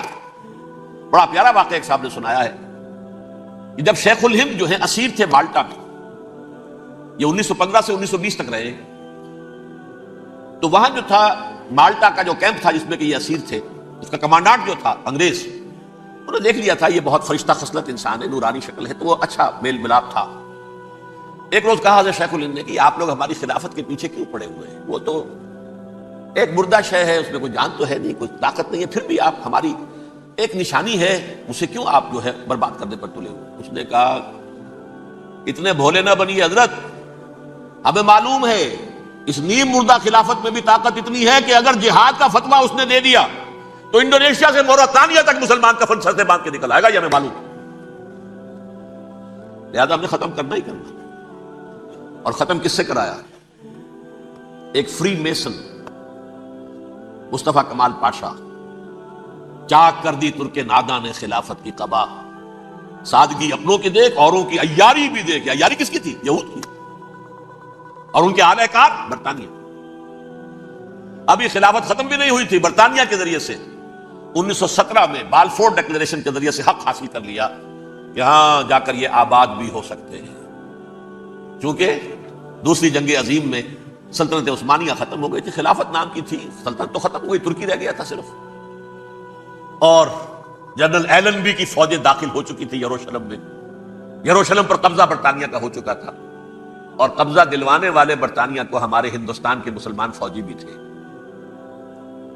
اربوں نے بغاوت کی ترکوں کے خلاف، اور انگریزوں کی فوج میں ہمارے ہندوستان کے مسلمان سپاہی بھی تھے۔ بہرحال اب چونکہ ان کے پاس آ گیا، برطانیہ نے اعلان کر دیا، بالفور ان کا وزیر خارجہ، Jews have a right to settle in Palestine, وہ جائیں آباد ہو سکتے ہیں۔ یہ 1917 کا اعلان ہے۔ اس کے بعد جو کچھ انہوں نے طریقے برتے ہیں، اس میں دھن، دھوس، دھاندلی، دھوکہ، ہر چیز۔ مثلا دھن، گئے جناب یہ آپ مکان بیچیں گے، اچھا جی لے لیجیے، آپ کیا مانگتے ہیں؟ 10 لاکھ، میں 11 لاکھ دیتا ہوں لیکن کل ہی نکل جائیں۔ پیسے کی کمی تھی نہیں، پورا یورپ کا سرمایہ ان کے پاس، بینکرز کے پاس۔ زائنسٹ موومنٹ اصل میں بینکرز کی موومنٹ تھی۔ 1897 میں جمع ہو کر انہوں نے جو پروٹوکول بنائے تھے وہ کون تھے؟ سب کے سب بینکرز تھے، دولت کی کمی نہیں تھی۔ تم 10 کی بجائے 11 لوگ نکل جاؤ، یہ کھیت بیچتے ہو کتنے کا؟ بھائی 12 کا، ہم 13 دیتے ہیں بھائی، جلدی سے نکل جاؤ۔ یہ بھی کیا، دھن کے ذریعے سے ڈسپلیس کیا، جہاں زور چلا نکال دیا۔ اور اس کے بعد پھر جب سن 48 میں اسرائیلی ریاست قائم ہو گئی، اب اسرائیلی جو ہے عدالتوں میں استغاثے دائر کرنے شروع، یہ فلاں مکان میرے پرانے پکڑ دادا سگڑ دادا کا تھا 2000 سال پہلے، جس کے اوپر یہ قبضہ کر کے بیٹھے ہوئے، یہ میرے پاس دستاویزات ہیں، اچھا ٹھیک ہے آپ نکل جائیں، یہ مکان ان کا ہے۔ اس طریقے سے انہوں نے بے دخل کیا فلسطینیوں کو، اور خود وہاں پر قدم جما کر مضبوطی سے بیٹھ گئے۔ یہ ہے کہ جو مغربی اقوام نے کیا ہے۔ اس میں سیکنڈ جو ہے رول پلے کیا ہے امریکہ نے، ویسٹ جو ہے اس کا نمبر 2 امریکہ تھا، اب نمبر 1 امریکہ ہے، اب برطانیہ کی کوئی حیثیت ہی اب نہیں ہے، لیکن سب سے بڑا وکیل جو ہے وہ وہی ہے اب بھی۔ لیکن ظاہر بات ہے کہ west white Anglo Saxon Protestants کا امام اس وقت جو ہے وہ برطانیہ، یو ایس اے۔ 1948 میں یہ قائم ہوا، اور یہاں پہ نوٹ کیجئے پاکستان 47 میں قائم ہوا ہے، اور تقریباً 9 مہینے ہیں درمیان میں، اگست 47 اور مئی یا جون 48۔ اس کا کیا مطلب ہے یہ میں بعد میں بتاؤں گا آپ کو۔ پہلی جنگ ہوئی 48 میں، عربوں نے بغاوت کی، اور عرب جیت رہے تھے، اچانک پتہ نہیں کیوں عربوں نے جنگ بند کر دی۔ یہ بالکل یوں سمجھیے کہ پیرلل واقعات ہیں۔ کشمیر میں ہم جیت رہے تھے، بھاگ کر نہرو پہنچ گیا یونائٹڈ نیشنز کے اندر، جنگ بند ہو گئی، ختم ہوا۔ ایسا کچھ اپنوں کی غلطی بھی تھی، کچھ قبائلیوں نے وہاں جا کر سری نگر ایئرپورٹ تک پہنچ گئے تھے، بجائے اس پر قبضہ مکمل کرنے کے لوٹ مار میں لگ گئے، اپنوں کی غلطی بھی تھی، لیکن اس کے باوجود پڑنا بھاری تھا۔ اور اگر سری نگر ایئرپورٹ پر قبضہ ہو گیا ہوتا تو سوال ہی پیدا نہیں ہوتا کہ بھارت بھی اپنی فوجیں اتار سکتا، زمینی راستہ تھا ہی نہیں۔ وہی وہاں ہوا ہے، بڑے ہی عجیب طریقے پر عرب جیت رہے تھے، اسرائیل جو ہے شکست کھا رہے تھے، عربوں نے صلح کر دی۔ کچھ مہینوں کے بعد عربوں نے دوبارہ جنگ کی۔ اتنے عرصے میں یہ اسرائیلی، یہ سب جو ہے جتنے دہشت گرد ہیں اسرائیلی، اس دور کے لوگ ہیں، وہ چاہے مینیجم بیگن تھا یا کوئی اور، یہ سب کے سب اس دور کے ٹیررسٹ۔ اب انہوں نے ڈٹ کر جو مقابلہ کیا، عربوں کو شکست دی بڑی سخت۔ سن 48 میں عربوں کو شکست ہو گئی۔ سن 67 میں روس کے سکھانے پڑھانے پر جمال عبد الناصر نے حملہ کیا، بلاکیٹ کر دیا ایلات کا، بندرگاہ کا۔ 6 دن کی جنگ کے اندر اسرائیلیوں نے روس سے پورا صحرا سینا لے لیا، اسرائیل شام سے گولان ہائٹس لے لیے، اردن سے یہ پورا مغربی کنارہ جو یہ اردن کا حصہ تھا، اور مشرقی یروشلم اردن کے پاس تھا، اس پر بھی قبضہ کر لیا۔ 1967 کی جنگ کا نتیجہ کیا نکلا؟ یروشلم پورا کا پورا یہودیوں کے قبضے میں چلا گیا، جو 1948 میں آدھا کر دیا گیا تھا۔ ویسٹرن یروشلم یہ یہودیوں کے پاس، ایسٹرن یروشلم مسلمانوں کے پاس، اور مشرقی یروشلم ہی میں مسجد اقصی ہے اور قبۃ الصخرہ ہے، وہ مسلمانوں کی تحویل میں تھے۔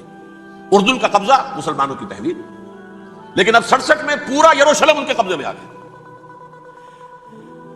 پھر بہرحال مصر نے ایک کوشش کی بدلہ لینے کی سن 73 کی جنگ میں، اور اس میں کوئی شک نہیں بڑی شجاعت کا مظاہرہ کیا۔ رمضان وار آف 1973 بارلیو لائن کراس کر لی، جسے وہ سمجھتے تھے کہ کوئی طاقت دنیا کی ہمارے اس دفاعی جو ہے لائن اس کو کراس کر نہیں سکتی. لیکن پھر جب امریکہ اپنی پوری طاقت لے کر میدان میں آ گیا ہے تو ظاہر بات ہے کہ مصر کی حیثیت امریکہ کے مقابلے میں کچھ نہیں. یہ ہے میں نے جو مختصر سی تاریخ آپ کے سامنے رکھ دی ہے. اب جو اصل مسئلہ ہے سمجھیے سین کیا ہے، منظر کیا ہے. یہ پہلو وہ ہیں بہت سے کہ جو شاید بہت سے حضرات کے نگاہوں میں نہ ہوں، باقی تو یہ تاریخ کے واقعات ہیں، اکثر لوگوں کے علم میں ہوں گے. یہودیوں میں بھی ایک بڑی شدید اندرونی کشاکش ہے. جیسے مسلمانوں میں کچھ مسلمان وہ ہیں جو نماز روزے کی پابندی کرتے ہیں، دین سے انہیں تعلق ہے. کچھ وہ ہیں جو نہ نماز نہ روزہ نہ کچھ، نام تو ان کے ہیں، محمد حسین ہے، غلام علی ہے تو صحیح. سیکولر ذہن ہے، مادی پرستی ہے، کچھ نہیں ہے کہ نہیں. ایسا ہی ان کے ہاں بھی ہے. اصل یہودی جو ہے، عملی یہودی، اس کی شکل آپ نے اگر کبھی دیکھی ہو، اس کے سر کے اوپر اونچا ہیٹ ہوتا ہے کالا، ان کی زلفیں لمبی لمبی ہوتی ہیں. خاص طور پر یہ جو ہے کلپٹی کے بال، یہ قلمے جو ہیں یہ تو لا کے چھلے بنا کر بڑا خوبصورت سا جو ہے وہ ہار بناتے ہیں. لمبا کالا کوٹ پہنا ہوتا ہے، لمبی داڑھی ہوتی ہے. یہی وجہ ہے کہ مسلمانوں میں بھی مصر میں جس کی لمبی داڑھی ہوتی تھی، اب کچھ حالات شاید بدل گئے، وہ سمجھتے تھے یہ یہودی ہے. لیکن لمبی داڑھی یہودی رکھتا تھا، مسلمان نہیں. مسلمان تو عرب صرف ٹوکن داڑھی رکھتے ہیں یا شیو کرتے ہیں، یا سعودیوں کی طرح صرف کوئی نشان چھوڑتے ہیں. اللہ اللہ خیر سے. لمبی داڑھی شعار جو ہے یہودیوں کا. ایک انتہا پر تو یہ ہے. دوسری انتہا پر وہ جنہیں کسی شے سے غرض نہیں، شراب بھی پیتے ہیں، سب کچھ ہے، سور بھی کھاتے ہیں یہودی. بینکرز ہیں، بڑے بڑے سائنسدان ہیں، سب کچھ ہیں. وہ زیادہ تر جو ہیں سیکولر ذہن کے. کچھ بیچ بیچ میں بھی ہیں، جیسے یہ ایریل شیرون ہے، ویسے شیوڈ ہے، داڑھی تو نہیں ہے اس کے، لیکن سر پہ وہ ضرور وہ جو ہے اس کی جو ٹوپی سی آپ کو رکھی نظر آ جائے گی. یہ ہے درمیانی یہودی ہونے کا نشان کہ ایک شعار انہوں نے اپنا جو ہے برقرار رکھا ہوا. وہ ایک ٹوپی چپکی ہوئی سی ہوتی ہے، وہ ٹوپی کیا ہوتی ہے پتہ نہیں، کیسے چکی رہتی ہے مجھے نہیں معلوم. یہ جو کشمکش ہے اس میں، جو زیادہ رائٹسٹ اور لیفٹسٹ کی کہہ لیجیے، سیکولر اور مذہبی لوگوں کی کشمکش ہے، ان کے درمیان ایک کشاکش جو ہے اس کو سمجھ لیجیے کہ وہ کیا ہے. ایک چیز تو ان دونوں کے درمیان قدر مشترک ہے. پوری دنیا کی مالیات پر ہم تسلط کریں گے، قبضہ کریں گے، ڈومینیٹ کریں گے. لوگوں کو ہم بنا کر رکھ دیں گے حیوان. ملٹی نیشنل کمپنیاں ہوں گی، انہی کا راج ہوگا، انہی کی حکومتیں ہوں گی، انڈسٹری انہی کے ہاتھ میں ہوگی. لوگ یا مزدوروں کی حیثیت سے کام کریں گے، یا تھوڑے سے مینیجرز ان میں سے بھی ہم لے کر کچھ تنخواہیں ان کو بھی دے دیں گے. باقی سود کے ذریعے سے ملائی ہم کھینچتے رہیں گے، مکھن ہمارے پاس آتا رہے گا. ورلڈ ڈومینیشن، اکنامک ڈومینیشن، یہ تو دونوں کے نزدیک متفق ہے. سیکولر بھی چاہتے ہیں اور جو مذہبی یہودی وہ بھی چاہتے ہیں. اس کے بعد ایک اختلاف ہے. مذہبی یہودی یہ کہتا ہے ہمیں گریٹر اسرائیل بنانا ہے، اور گریٹر اسرائیل وہ سارے علاقے ہیں جو ان کی تاریخ میں اسرائیل سلطنت کا حصہ رہے. حضرت یوسف کے زمانے میں یہودی جا کر آباد ہوئے مصر میں. جو ڈیلٹا کا علاقہ ہے، زرخیز ترین علاقہ جو ہے، جوشن کا علاقہ، وہ کہتے ہیں وہ ہمارا ہے، کئی سو برس ہمارے ہیں. سرائے سینا ہمارا ہے، اس میں کوہ طور ہے جس پہ حضرت موسیٰ کا ہم کلام ہوئے اللہ سے، تورات ملی. اس میں 40 برس تک ہم بھٹکتے پھرے ہیں. صحرائے تی ہے یہ یتیہون فی الارض 40 سنہ. پھر فلسطین تو خیر ہماری جدی پشتی جائیداد ہے، جاگیر ہے. پھر یہ عرب جو ہے یہ بھی مدینے تک ہمارا ہے، مدینے سمیت. ہمارے قبیلے وہاں تھے جہاں سے نکالا مسلمانوں نے. پورا عراق ہمارا ہے، پورا شام ہمارا ہے، اور ترکی کا بھی ایک علاقہ ہے ابتدائی مشرقی جنوبی، وہ بھی ہمارا ہے. یہ ہے گریٹر اسرائیل کا نقشہ، یہ ہم نے بنانا ہے. جبکہ جو سیکولر ذہن کے لوگ کہتے ہیں کیا کرو گے اس کو بنا کے، اس میں جو عرب ہیں وہ تم سے لڑتے رہیں گے، تم انہیں مارو گے وہ تمہیں ماریں گے. اگر تم 10 مارو گے تو ایک تو وہ بھی ماریں گے نا تمہارا. ٹھیک ہے، فائدہ کیا ہے؟ اس کی بجائے ہم یہ کرتے ہیں کہ عرب اور اسرائیل مل کر، کزنز ہیں نا آپس میں. آپ کو معلوم ہے بل کلنٹن نے یہ الفاظ کہے تھے جب اسحاق ریبن سے معانقہ کرایا تھا شاہ حسین مرحوم کا، تو کیا کہا؟ You are cousins. حضرت ابراہیم کے 2 بیٹوں سے نسل ہے نا، حضرت اسماعیل سے عرب ہے، بدور ہے، اور حضرت اسحاق سے یہ بنی اسرائیل ہے، کزنز ہے. You are cousins. تو ہم کزنز مل کر ایک اکنامک یونٹ بناتے ہیں. جیسے ایشیا پیسیفک ایک یونٹ بن گیا ہے، آسیان ایک یونٹ بن گیا ہے، وغیرہ وغیرہ. پورا یورپ ایک یونٹ بن گیا ہے، ایک کرنسی بن گئی ہے. ہم اس پورے علاقے کو ایک اکنامک یونٹ بناتے ہیں. پیسہ اربوں کا ہوگا، ان کے پاس بہت دولت ہے. تیل ان کا ہوگا، بہت تیل ہے ان کے پاس. مزدور ان کے ہوں گے، بڑی تعداد ہے ان کی. مینجمنٹ ہماری ہوگی، ٹیکنیکل نو ہاؤ ہمارا ہوگا، سائنسدان ہم ہوں گے. ملائی ہم کھاتے رہیں گے، چھاچھ ان کو دیتے رہیں گے. تو ہمیں آم کھانے ہیں، پیڑ گننے کی کیا ضرورت ہے؟ خام خواہ ان کی دشمنی مول لیں، زیادہ دشمنی بڑھائیں. یہ چھوٹے سے اسرائیل کو تسلیم نہیں کرتے، ہم گریٹر اسرائیل کو کیسے تسلیم کر لیں گے؟ یہ لہذا اس خیال کو دل سے نکالیں. یہ اختلاف ہو گیا نمبر ایک، بہت بڑا اختلاف. لیکن نمبر دو، اس اختلاف میں اتفاق یہ پیدا کیا گیا. یہاں ایک بات ہم آپ کی مانتے ہیں، ہم کسی بھی پیس پروسیس میں یروشلم نہیں دیں گے ان کو عربوں. یہ انڈیوائیڈڈ دارالخلافہ رہے گا اسرائیل. اور نمبر دو، مسجد اقصیٰ اور قبۃ الصخرہ کو گرا کر تھرڈ ٹیمپل بنائیں گے. یہ مذہبی یہودیوں کو اتنی رشوت اگر وہ نہ دیں تو وہ ان کے ساتھ کام کرنے کو تیار ہی نہیں ہے. یہ پورا پس منظر سمجھ لیجئے. اصل میں بٹوین دی لائنز سمجھے بغیر یہ خبریں جو آپ پڑھتے ہیں. ادھر امریکہ کا معاملہ کیا ہے؟ ایک طرف وہ پشت پناہ ہے، حمایتی ہے، پروٹیکٹر ہے، محافظ ہے اسرائیل کا. اسرائیل امریکہ ہی کی آؤٹ پوسٹ سمجھ لیجئے، اسی کی ایک ریاست سمجھ لیجئے. لیکن اس کے ساتھ ہی وہ اپنی جو دنیاوی عالمی مصلحتیں ہیں، اتنی بڑی قوم عرب کی جو ہے اسے بھی دشمن کو نہیں بنانا چاہتا. ان میں بھی ماڈریٹس کو چاہتا ہے کہ رہے ماڈریٹس یہ جو ہماری جیب میں ہے، حسنی مبارک ہو، شافعات ہو، جو ہماری جیب میں ہے. ورنہ یہ کہ وہاں پر اگر زیادہ ریڈیکل لوگ آ گئے تو ہمارا ویسے ہی بیڑا غرق ہوگا. لہذا وہ جبر کرتے رہے ان پر کہ صلح کرو کوئی نہ کوئی.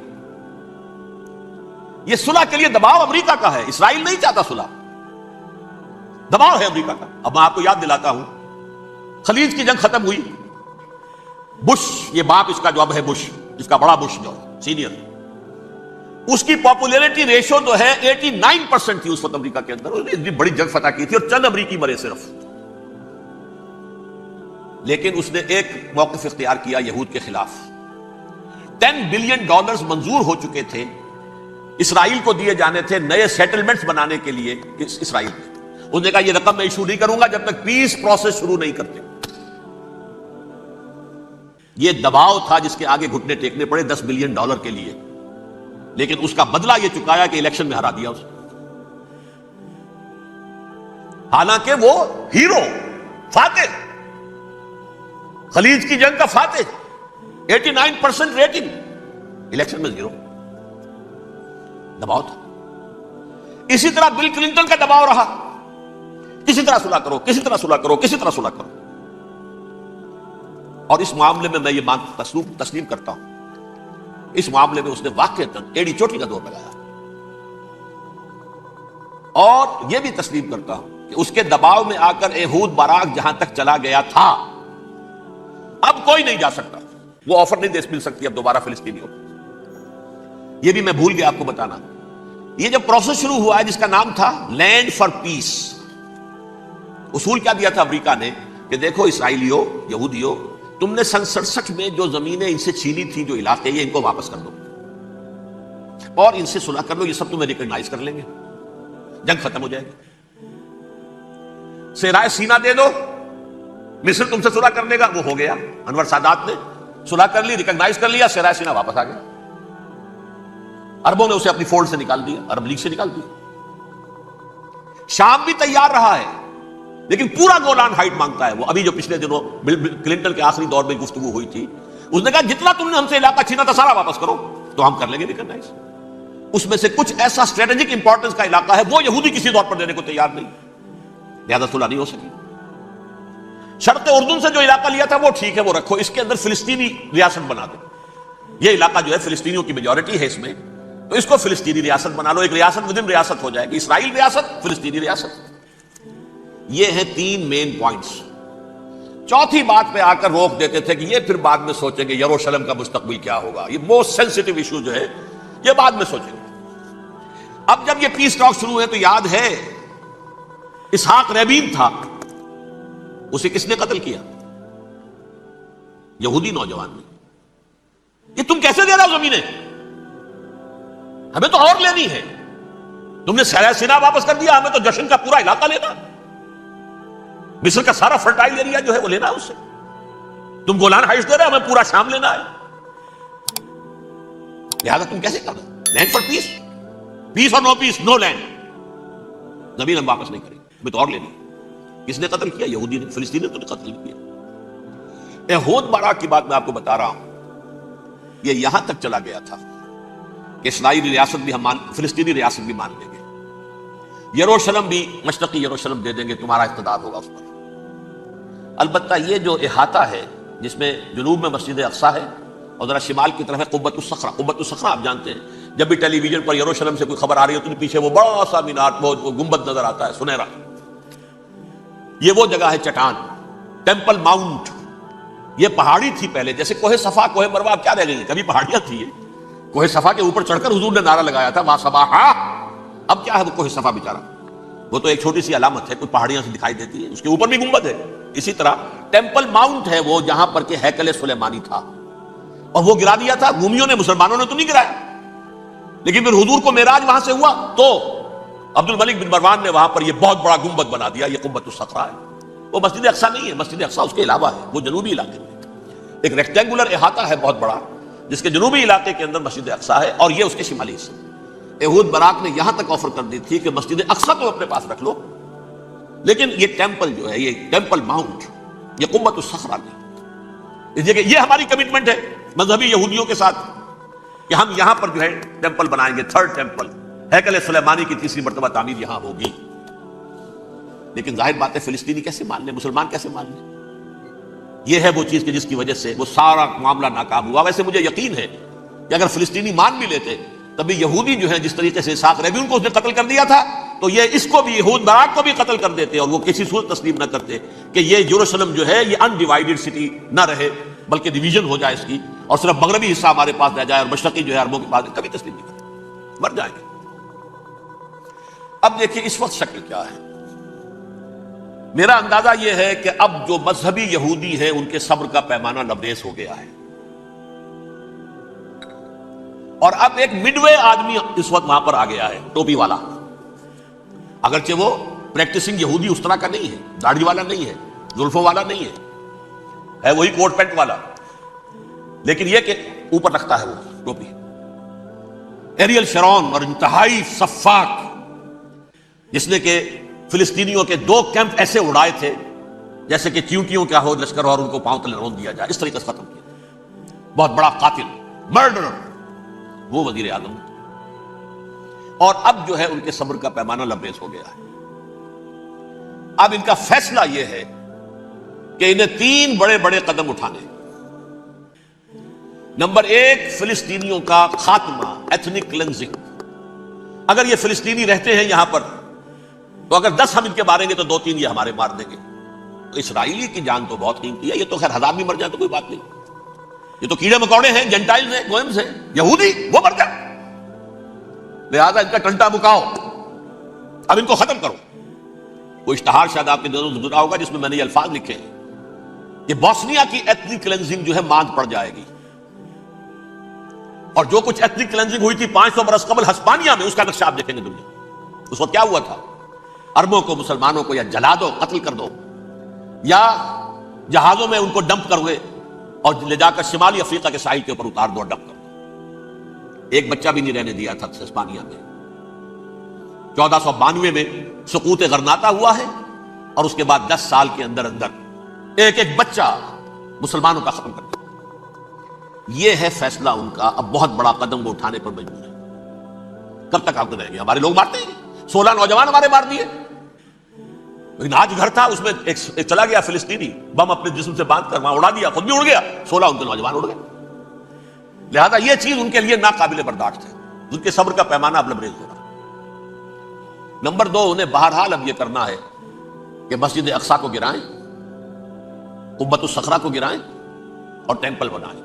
یہ انتفاضہ جو اب شروع ہوا 1 سال پہلے سے، یہ شیرون نے دورہ کیا تھا، مسجد اقصیٰ میں گیا تھا، اور اس نے 3rd ٹیمپل کی تعمیر کے لیے ایک پتھر جو ہے بنیاد کا پتھر رکھنے کا ارادہ ظاہر کیا تھا، جس پر فلسطینی نوجوان اٹھے ہیں، وہ اینٹیں لے کر، روڑے لے کر، اور اس وقت سے یہ سلسلہ چل رہا ہے. کتنے مارے جا چکے ہیں فلسطینی، لیکن کچھ نہ کچھ یہودی بھی مرے، اسرائیلی بھی مرے. اور جیسا کہ میں نے عرض کیا، اب ان کے صبر کا پیمانہ لبریز ہو گیا. انف از انف. اب ہم اس معاملے کو ایک دفعہ جو ہے فائنلی ختم کر دیں اور اب بنائیں گے. لہذا اب جو ہے کئی ٹن وزن کے وہ جو پتھر تیار ہو کر آ کے رکھ دیے گئے ہیں کہ یہاں یہ بنیاد پڑنی ہے، اس کے اندر یہ پتھر لگے. بلکہ ایک لطیفہ بھی مجھے یاد آیا ہے، یہ کوئی 30 سال پرانی بات ہے. اس قبۃ الصخرہ کی مرمت ہوئی تھی، تو اس کے اوپر جو یہ سونے کی پتری چڑھی ہوئی ہے، یہ شاہ حسین اردن والے جو ہے، ظاہر بات ہے تھا بھی انہی کے تسلط میں یہ. انہی کی تولیت میں تھا سن 67 سے پہلے، اس زمانے کی بات میں کر رہا ہوں. تو انہوں نے پتہ نہیں 30 من تھا یا 30 ٹن تھا سونا جو ڈونیٹ کیا تھا اس کے اوپر یہ پتری چڑھانے کے لیے، جو بہت بڑا گنبد نظر آتا ہے پورے کے پورے ماحول کے اوپر چھایا ہوا. اس وقت یہودی اخباروں نے لکھا تھا بہت اچھا ہے، یہ سونا ہمارے کام آئے گا جب ہم اپنا ہیکل تعمیر کریں گے. کہاں جائے گا سونا؟ سونا یہی رہے گا نا، جب ہم گرائیں گے ہمیں وہ سونا مل جائے گا. اب وہ اس پر آ گئے، مزید دیر نہیں کر سکتے. تو آپ نوٹ کیجئے، number 1 ethnic cleansing of Palestinians in Israel. Number 2 demolition of the Aqsa Mosque and the Qubbat al-Sakhra. Number 3 امریکہ کو الٹیمیٹم، تم اب اپنے ٹانگ درمیان میں مت اڑاؤ، اور اس کے لیے دھمکی، اگر تم نے ہمارے معاملے میں رکاوٹ ڈالی تمہاری اینٹ سے اینٹ بجا دیں گے. نیتن یاہو نے یہ کہا تھا میں واشنگٹن میں آگ لگا دوں گا. یہ انہوں نے امریکہ میں عظیم ترین دہشت گردی کر کے امریکہ کی ایڈمنسٹریشن کو، انتظامیہ کو یہ دھمکی دے دی ہے کہ باز آ جاؤ. چنانچہ میں یہ بات کہہ کے پرسوں جمعے میں اپنی مسجد سے، مسجد دارالسلام سے نکلا، شام کو، اسی شام کو میں نے ایریل شیرون کی تقریر سن لی T V per. It is not acceptable. Don't appease the Arabs at our expense. We are not going to become Czechoslovakia. We have to depend on ourselves only and rely on ourselves only. کیا مطلب ہے اس کا؟ کس کو سنا رہا ہے؟ امریکہ بہادر، ہم تمہارے محتاج نہیں ہیں، ہم تمہارے ٹکڑے اڑا دیں گے، تیسرے کر دیں گے تمہارے، تم بیچ میں آؤ تو صحیح. اب اور دیکھ لو ایک نشانی ہم تمہیں دکھا دیتے ہیں. مجھے 100% یقین ہے یہ پورا ہسٹوریکل پروسیس، اور جس جگہ یہ پہنچ گیا ہے، جس کریٹیکل پوائنٹ تک یہ پہنچ چکا ہے، یہ جو بھی حملہ ہوا ہے ورلڈ ٹریڈ سینٹر پر اور پینٹاگون پر، یہ اسرائیل کا کام ہے. اسرائیل سے کم تر کسی ادارے کے لیے ممکن ہی نہیں، اس لیے کہ اسرائیل کے ایجنٹ امریکہ کے پورے نظام کے اندر جو ہے گھسے ہوئے موجود، ہر جگہ موجود. جیسے سرطان کا پھوڑا ہوتا ہے پورے جسم میں وہ اپنی جڑیں جما لیتا ہے، ایسا ہے. پوری ایڈمنسٹریشن، پوری اکانومی، تمام ذرائع ابلاغ، پرنٹڈ میٹر ہو یا یہ کہ الیکٹرانک میڈیا، سب ان کے قبضے میں. ڈیفنس کا سارا معاملہ ان کے قبضے میں ہے. کوئی اور طاقت یہ کر ہی نہیں سکتی. امریکہ، اس کے سیکیورٹی کے معاملات تہ در تہ، دائرہ اندر دائرہ، اس دائرے تک 100 میل تک کوئی جہاز آ جائے گا اگر کہیں جو کہ ان آئیڈینٹیفائی ہو تو یہ ہو جائے گا، اس سے آگے آگے تو یہ ہو جائے گا، اس سے آگے، اور وہ آ رہا ہے، چلا آ رہا ہے. پینٹاگون پر آ گیا ہے اور 1 گھنٹے بعد آیا ہے. پہلی اسٹرائک جو ہوئی ہے ورلڈ ٹریڈ سینٹر، اس کے 1 گھنٹے کے بعد پینٹاگون پر آ گیا. پینٹاگون وہ تو یوں سمجھیے ان کی مملکت کا حساس ترین دفاع کا مرکز، اور اس کا 1/3 حصہ جلا کے راکھ کر دیا. انہوں نے یہ دھمکی دی ہے، لیکن اس سے ان کے پیش نظر مقاصد کیا تھے؟ 3. اس دہشت گردی کے 3 مقاصد. فوراً اس کا رخ موڑ دینا اسامہ اور اس کی القاعدہ کی طرف. امریکہ غصے میں لال بھبوکا ہو کر فوراً اقدام کرے، اور ایک طرف تو اسامہ اور ان کے ساتھ طالبان کا ٹنٹا مکا دے، اور دوسری طرف چونکہ پاکستان الائی ہے اور پاکستان کے عوام جو ہیں وہ طالبان کے ہمدرد ہیں، وہ اگر اٹھے تو ان کا بھی بیڑا گرک کرتے. ایک تیر سے 2 شکار تو ادھر ہو جائیں گے جو مستقبل میں انہیں خطرہ ہے. 1967 کی جنگ کے بعد جبکہ انہوں نے فتح کا جشن منایا تھا یہودیوں نے، تو انہوں نے پیرس میں جو ایک جشن منایا ہے، وہاں بن گوریون کی تقریر یہ تھی، ہمیں کسی عرب ملک سے کوئی خطرہ نہیں، کوئی اندیشہ نہیں، ہمیں اندیشہ اگر ہے تو صرف پاکستان سے. یہ ہے وہ بات جو میں نے کہی تھی. نکتہ کیا ہے؟ یہ سائملٹینیسلی کیوں وجود میں آئے ہیں یہ 2 ملک؟ مشیت ازلی میں پاکستان کا رول یہ ہے. حدیث میں آتا ہے ما انزل اللہ من داء الا انزل له دواء، اللہ نے کوئی بیماری ایسی نہیں اتاری جس کا کہ توڑ اور دوا پیدا نہ کی. اسرائیل کا توڑ پہلے پیدا کیا. جیسے بچے کی ولادت بعد میں ہوتی ہے، ماں کی چھاتیوں میں دودھ پہلے پیدا ہو جاتا ہے.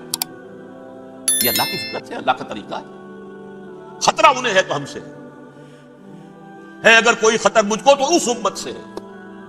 اس کی خاکستر میں ہے اب تک شرار آرزو.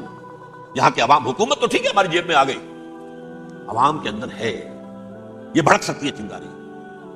یہی وجہ ہے بار بار ان کا کہ ہم زیادہ دباؤ نہیں ڈالنا چاہتے پاکستان پر. ہمارا بہت بڑا الائی ہے، ہم بہت پیسے بھی دے دیں گے، یہ بھی کر دیں گے، وہ بھی کر دیں گے، لیکن ہم زیادہ دباؤ نہیں ڈالنا چاہتے، ڈیسٹیبلائز نہ ہو جائے، یہاں کے عوام کہیں کھڑے نہ ہو جائے.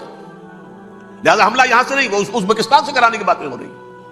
اندر خانے پوری سپورٹ ہے، لیکن یہ کم سے کم ظاہر نہیں ہونے دیں گے کہ کیا کچھ ہو رہا ہے، تاکہ یہاں کے عوام کے اندر وہ چنگاری جو ہے اس بارود کے اندر پڑ گئی تو یہ سادہ ڈی سٹیبلائز ہو جائے۔ لیکن ڈی سٹیبلائز ہونے میں جہاں اس کا خطرہ ہے کہ پرویز مشرف کی حکومت ختم ہو جائے، وہاں اس کا بھی خطرہ ہے کہ پاکستان ختم ہو جائے۔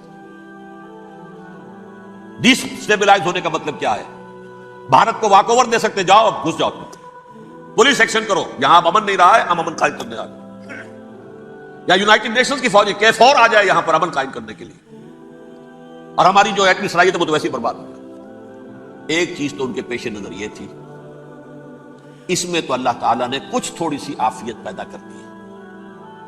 ان کا خیال تھا کہ غصے میں آگ ببو کا ہو کر امریکہ جو ہے بھوکے شیر کی طرح ٹوٹ پڑے گا بس، لیکن وہاں وہ اپنے باپ کی طرح کولیشن بنانے کی فکر ہو گئی اسے۔ کولیشن بنتے بنتے تو وقت لگتا ہے، بستی بسنا کھیل نہیں، بستے بستے بستی ہے، دل کا اجڑنا سہل صحیح، بسنا سہل نہیں ظالم، بستی بسنا کھیل نہیں، بستے بستے بستی۔ کولیشن بناتے بناتے نیٹو بھی پھدکنے لگا تھا کہ ہمارے پاس انہوں نے کچھ ثبوت دیا ہی نہیں ابھی تک، کوئی کسی نے کچھ اور کہا، سعودی عرب نے بھی کہہ دیا ہمارے اڈوں سے آپ جہاز اڑا کر حملہ نہیں کریں گے وغیرہ وغیرہ۔ اس چکر میں ایک تو وقت نکل گیا، اور دوسرے فوراً ہی ان پر آیا ہو گیا یہ تو ہمارے ساتھ کیا ہی اسرائیل نے ہے۔ لیکن یہ بات لیک نہیں کرنا چاہتے، میں نے خود سنا اور بھی بہت لوگوں سے کہا کہ یہ باقاعدہ اسٹیٹ ڈپارٹمنٹ کی طرف سے ٹی وی پر، CNN پر، BBC پر یہ اعلان آیا کہ یہ جو انویسٹیگیشنز ہو رہی ہیں اس حادثے کی تحقیقات کی، اس کی معلومات لیک کیوں ہو رہی ہیں؟ لیک نہیں ہونی چاہیے۔ کیوں؟ اسامہ کے خلاف اگر کوئی ثبوت ہے لیک ہو جائے 1000 مرتبہ، کسی کو کوئی نقصان ہے؟ یہ کون سا تھا، کون سا لیکیج ہے جسے روکنا مقصود ہے؟ وہ تو ہمارا متمنا ہے، ہمارا بیٹا ہے، وہ کر رہا ہے، اس گھر کو آگ لگ گئی گھر کے چراغ سے۔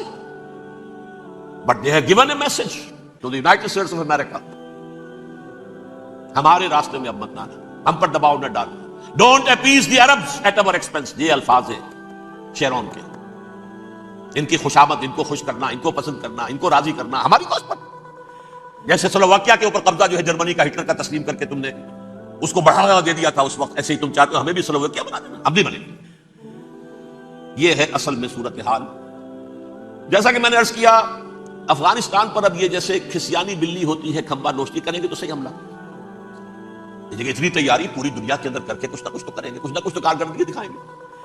اصل میں وہ زور شور اب ان میں نہیں ہے افغانستان کے بارے میں، بلکہ تاریخ میں ایک مرتبہ پھر وہی بات ہو گئی ہے، کلما اوقدوا نارا للحرب اطفاها اللہ، اللہ تعالیٰ نے کم سے کم اس کی تندی کو کم کر دیا، اس آگ کی بھڑک اور تندی جو ہے انشاءاللہ کم ہو جائے۔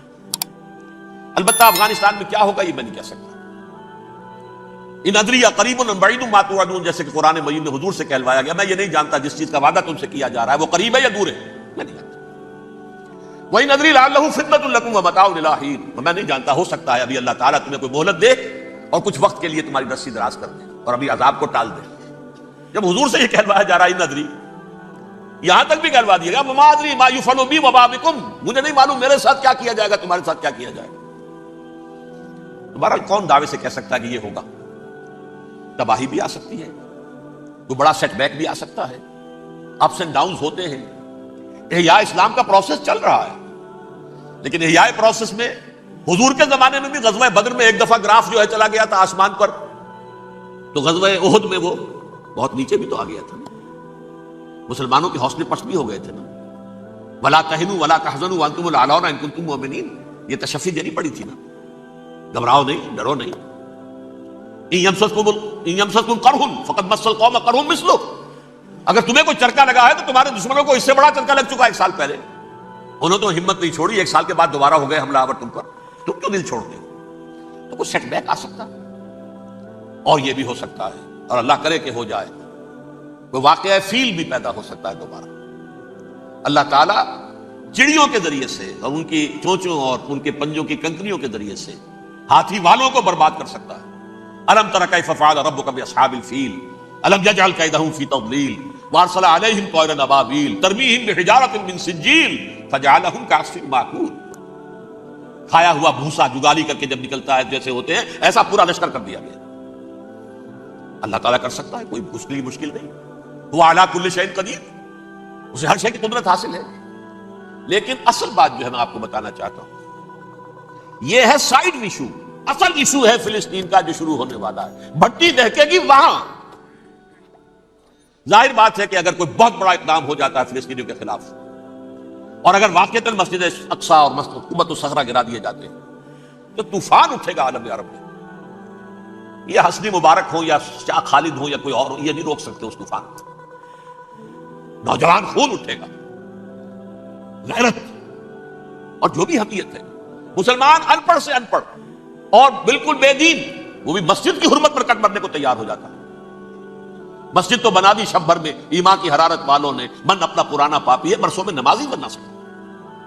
وہ چاہے کانپور کی مسجد سے مسلمانوں نے جانے دی ہے، چاہے وہ شہید گنج کی مسجد تھی مسلمانوں نے جانے دی ہے، چاہے نماز نہ پڑھتے ہو، لیکن یہ جو حرمت اور یہ جو حمیت اور یہ غیرت ہے، اس سے جو طوفان اٹھے گا یہ ہوگا اس ملحمۃ العظما، اس کی طرف پیش رفت ہو رہی. کتاب الملاحم سے احادیث کے حوالے سے کہ جن جنگوں کا حوالہ دیا حضور نے، پیشن گوئی کی ہے، اس کا نقطہ آغاز تھا خلیج کی جنگ. صدام حسین نے اسے کہا تھا یہ مدر آف وارز ہے، ام المحارب، یہ ایک جنگ نہیں ہے. اس کا نقشہ بھی حدیث میں موجود ہے، پیشن گوئی موجود تھی، اس وقت بھی ہم نے شائع کی تھی. لیکن اس میں جو جنگ اب ہونے والی وہ الملحمۃ العظما. ملحمہ کسے کہتے ہیں؟ لحم گوشت کو کہتے ہیں، اور قصائی کی دکان کو عربی میں ملحم کہتے ہیں، جہاں گوشت کے ٹکڑے کیے جاتے ہیں. آج کل مشینوں سے ہوتے ہیں، اب جو ہے وہ ہاتھ سے چھریوں سے نہیں ہوتے، لیکن ٹکڑے ہو رہے ہوتے ہیں، جسموں کے چیتھڑے اڑ رہے ہوتے ہیں. ملحمہ یہی لفظ استعمال کیا تھا حضرت سعد ابن عبادہ نے رضی اللہ تعالی عنہ یوم فتح مکہ. ان کے دل میں تھا کہ اب ہم انتقام لیں گے ان عربوں سے، ان قریش سے. الیوم یوم الملحمہ، الیوم یوم الملحمہ، یہ کہتے ہوئے جا رہے تھے. ایک خاص کیفیت، آج ہے گوشت کے ٹکڑے اڑانے کا دن.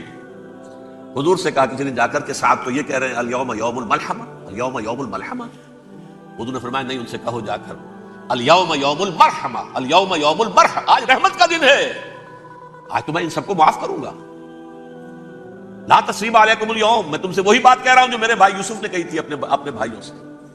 اذهبوا فانتم الطلقاء، جاؤ تم سب کے سب آزاد. وہ ملحمہ ہے جس کو کہ حضور نے حضرت معاذ بن جبل رضی اللہ تعالیٰ عنہ سے روایت ہے، اس میں سے جو ابو داؤد میں روایت آئی ہے اس میں الملحمۃ العظما، عظما مؤنث ہے اعظم کا. آپ کہتے ہیں جنگ عظیم اول، جنگ عظیم دوم. عظیم کا باپ ہو گیا اعظم، سب سے بڑا، اور اس کا مؤنث ہے سب سے بڑی، عظما. الملحمۃ العظما، سب سے بڑی لڑائی. میرے نزدیک یہ وار کے معنی میں نہیں ہے، بیٹل کے معنی میں. انگریزی میں یہ دو لفظ علیحدہ ہیں، وار، بیٹل. وار سالوں کو محیط ہوتی ہے، بیٹل کسی ایک خاص جگہ پر جو لڑائی ہوتی ہے اس کو کہتے ہیں.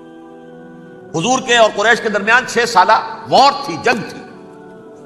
لیکن battles, battle of Uhud, battle of Badr, یہ بیٹلز تھی، لڑائیاں تھی.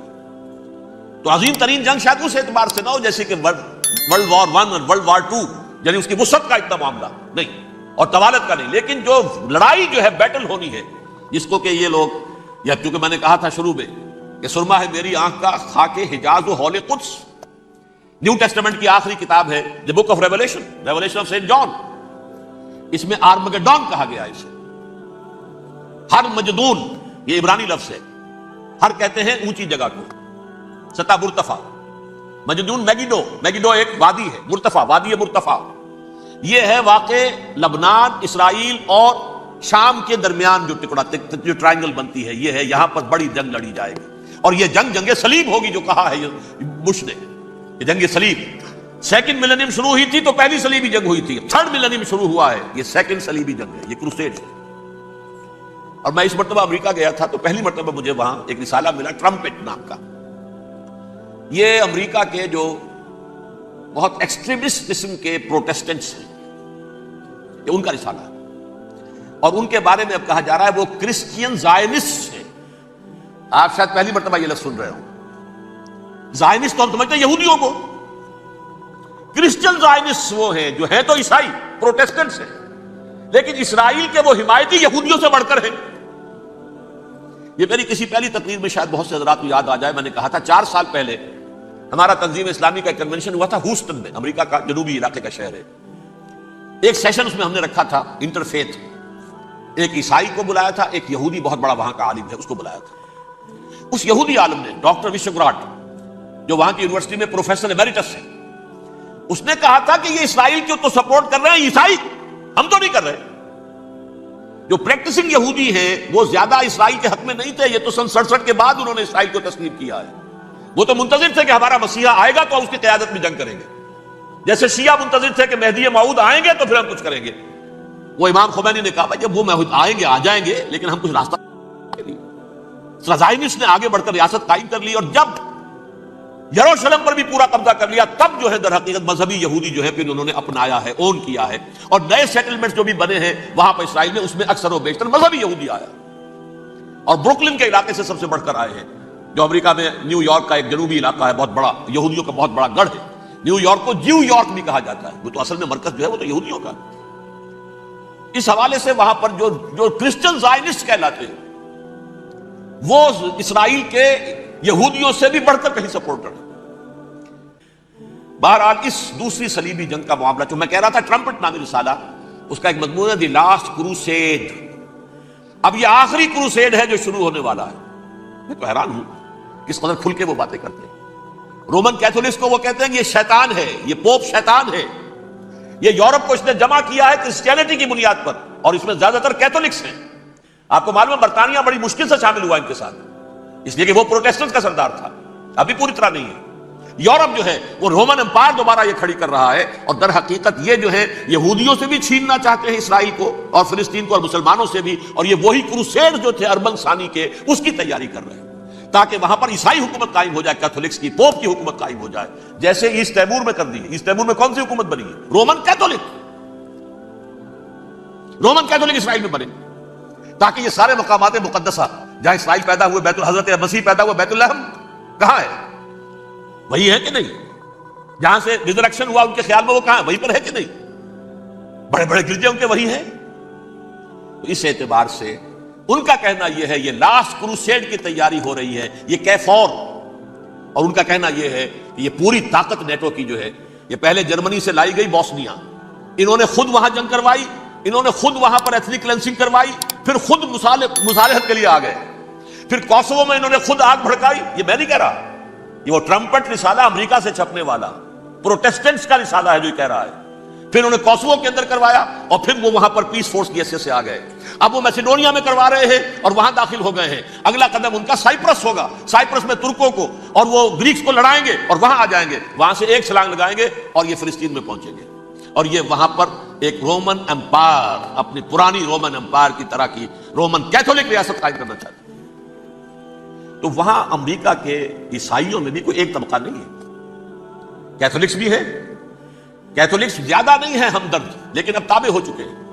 اسحاق ریبین نے جب یہ پیس ٹاک شروع ہوئی تھی، آپ کو یاد ہوگا شاید، کہ جب وہ آیا تھا واشنگٹن سے واپس فلسطین اسرائیل، تو پہلے روم میں رکا for an audience with the Pope, اور پوپ کو اس نے ایک مرتبان سا پیش کیا تھا، حضرت سلیمان علیہ السلام کے زمانے کا مرتبان، اور کہا تھا دیکھیے 3000 برس تک ہم نے اس کی حفاظت کی ہے، اب یہ میں آپ کے حوالے کر رہا ہوں۔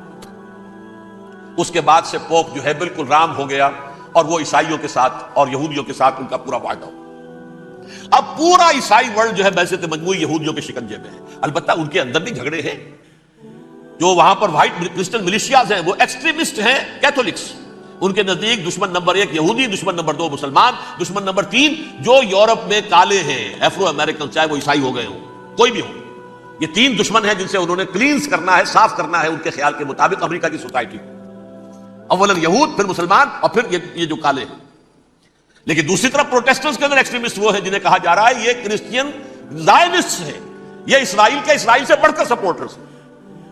بہرحال یہ اب جنگ ہوگی، اس کا نتیجہ کیا نکلے گا یہ تو اللہ ہی جانتا ہے۔ اب میں آخری بات کی طرف آ رہا ہوں۔ آخری نتیجہ تو جو بھی کچھ اپس اینڈ ڈاؤنز آئیں گے، تلک الایام نداولها بین الناس، آخری نتیجہ ڈراپ سین وہ یہ ہوگا کہ اللہ کے دین کا بول بالا ہوگا، اور پوری دنیا پر محمد کے لائے ہوئے دین صلی اللہ علیہ وسلم کی حکومت قائم ہوگی۔ وہ گویا قیامت کی تمہید ہوگی، اس کے بعد بس قیامت آئے گی، کیونکہ مقصد کائنات، تخلیق کائنات پورا ہو جائے گا۔ پوری مخلوقات کے اندر مقصد تخلیق، کلائمیکس آف کریشن محمد الرسول اللہ صلی اللہ علیہ وسلم، دین کی تکمیل محمد الرسول اللہ صلی اللہ علیہ وسلم۔ اور اس خلافت عرضی کے لیے جو حضرت آدم کو خلافت دی گئی تھی، جب اس میں وہ خلافت پوری دنیا پر قائم ہو جائے گی، اس کا مقصد پورا ہو جائے گا. And that will be the beginning of the end. اس کے بعد قیامت ہے. آخری نتیجہ تو یہ نکلنا ہے. اس سے پہلے سزائیں ہمیں بھی مل رہی ہیں. اور یہاں میں کانٹے کی بات جو چھوڑ گیا تھا اس کو بیان کر دوں. اللہ نے اس مغضوب علیہم قوم کو، اس ملعون قوم کو کیوں اب تک چھوٹ دیے رکھی؟ میں بتا چکا ہوں یہ بڑے عذاب کے مستحق ہو چکے تھے حضرت عیسیٰ علیہ السلام کے زمانے میں. چھوٹتی ہے ابھی تک ہے، بلکہ ایک مرتبہ ابھارا ہے. 1900 برس کے بعد ابھرے ہیں یہ. بالفور ڈیکلریشن 1917، سن 70 عیسوی کے بعد، تقریباً 1900 برس، 1850 برس تو ہے کم سے کم. پھر creation of Israel 1948، 1967 extension of Israel, یروشلم پر قبضہ. یہ سارا جو ہے کیوں ہے؟ اللہ تعالیٰ اس خیر امت محمد صلی اللہ علیہ وسلم، اس کے بہترین حصے کو سزا ان ملعونوں کے ہاتھوں دے رہا ہے. کیوں؟ جو جرم انہوں نے کیا تھا وہی ہم نے کیا. انہوں نے اللہ کی کتاب کو پیٹھ کے پیچھے پھینکا. نبذ فریق من الذین اوتوا الکتاب کتاب اللہ وراء ظہورہم. ہم نے اپنی پیٹھوں کے پیچھے پھینکا کہ نہیں؟ کولونیل رول سے آزاد ہوئے، کہیں اسلامی قانون نافذ کیا، کہیں اسلامی نظام قائم کیا. تو جو جرم ان کا تھا وہی ہمارا ہے. اور ہم خیر امت ہیں، اور ہمارے میں سے خیر ترین عرب ہیں. ان پر اللہ کا فضل، ان کی مادری زبان میں اللہ کی کتاب موجود ہے. پھر انہوں نے اللہ کے دین کو پیٹھ دکھائی. جو ملک آزاد ہوا کولونیل رول سے، یا اس نے قبلہ کر لیا اپنا ماسکو کی طرف، یا کر لیا واشنگٹن کی طرف. کسی نے مکے کو قبلہ بنایا.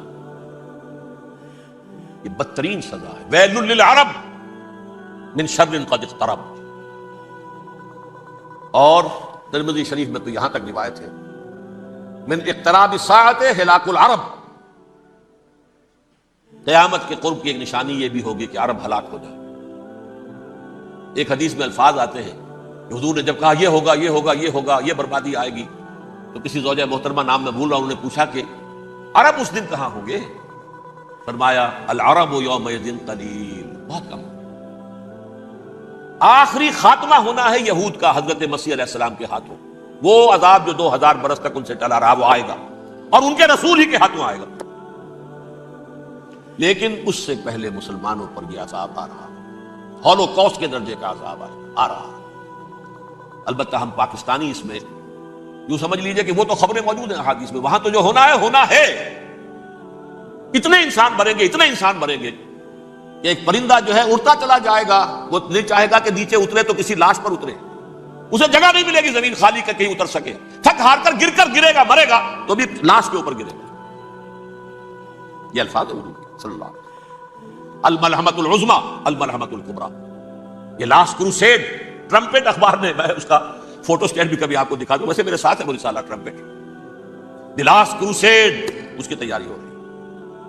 وہ الملحمۃ العظمی اور ملحمۃ الکبریٰ جو ہے وہ آنے والی ہے. ابن ماجہ میں کبریٰ کہا ہے، اکبر کا مؤنث کبریٰ. ملحمہ کبریٰ سب سے بڑی جنگ، اور ملحمہ عظمیٰ سب سے عظیم جنگ. یہ ہوگی اور بہت جلد ہوگی. اب آخری بات یہ عرض کر رہا ہوں، کریں کیا؟ کچھ کریں بھی کہ نہیں؟ پہلا کام تو یہ ہے کہ اصل زندگی آخرت کی زندگی ہے. دنیا میں تباہی بربادی آ بھی جائے، آخرت بچ جائے. پہلا کام یہ ہے کہ ہر شخص توبہ کرے، لیکن توبہ توبۃ نصوح، توبہ کی تسمیح نہیں، آیہ کریمہ کا ختم نہیں، لاکھ مرتبہ لا الہ الا انت سبحانک انی کنت، اس سے کچھ نہیں. توبہ یہ ہے اپنی معاش کے اندر جھانکیے، اپنی معاشرت میں جھانکیے. جہاں جہاں اسلام کے خلاف کچھ نظر آئے پھینک دیجیے، نکال کر کاٹ دیجیے. بے پردگی ہے، نکالیے.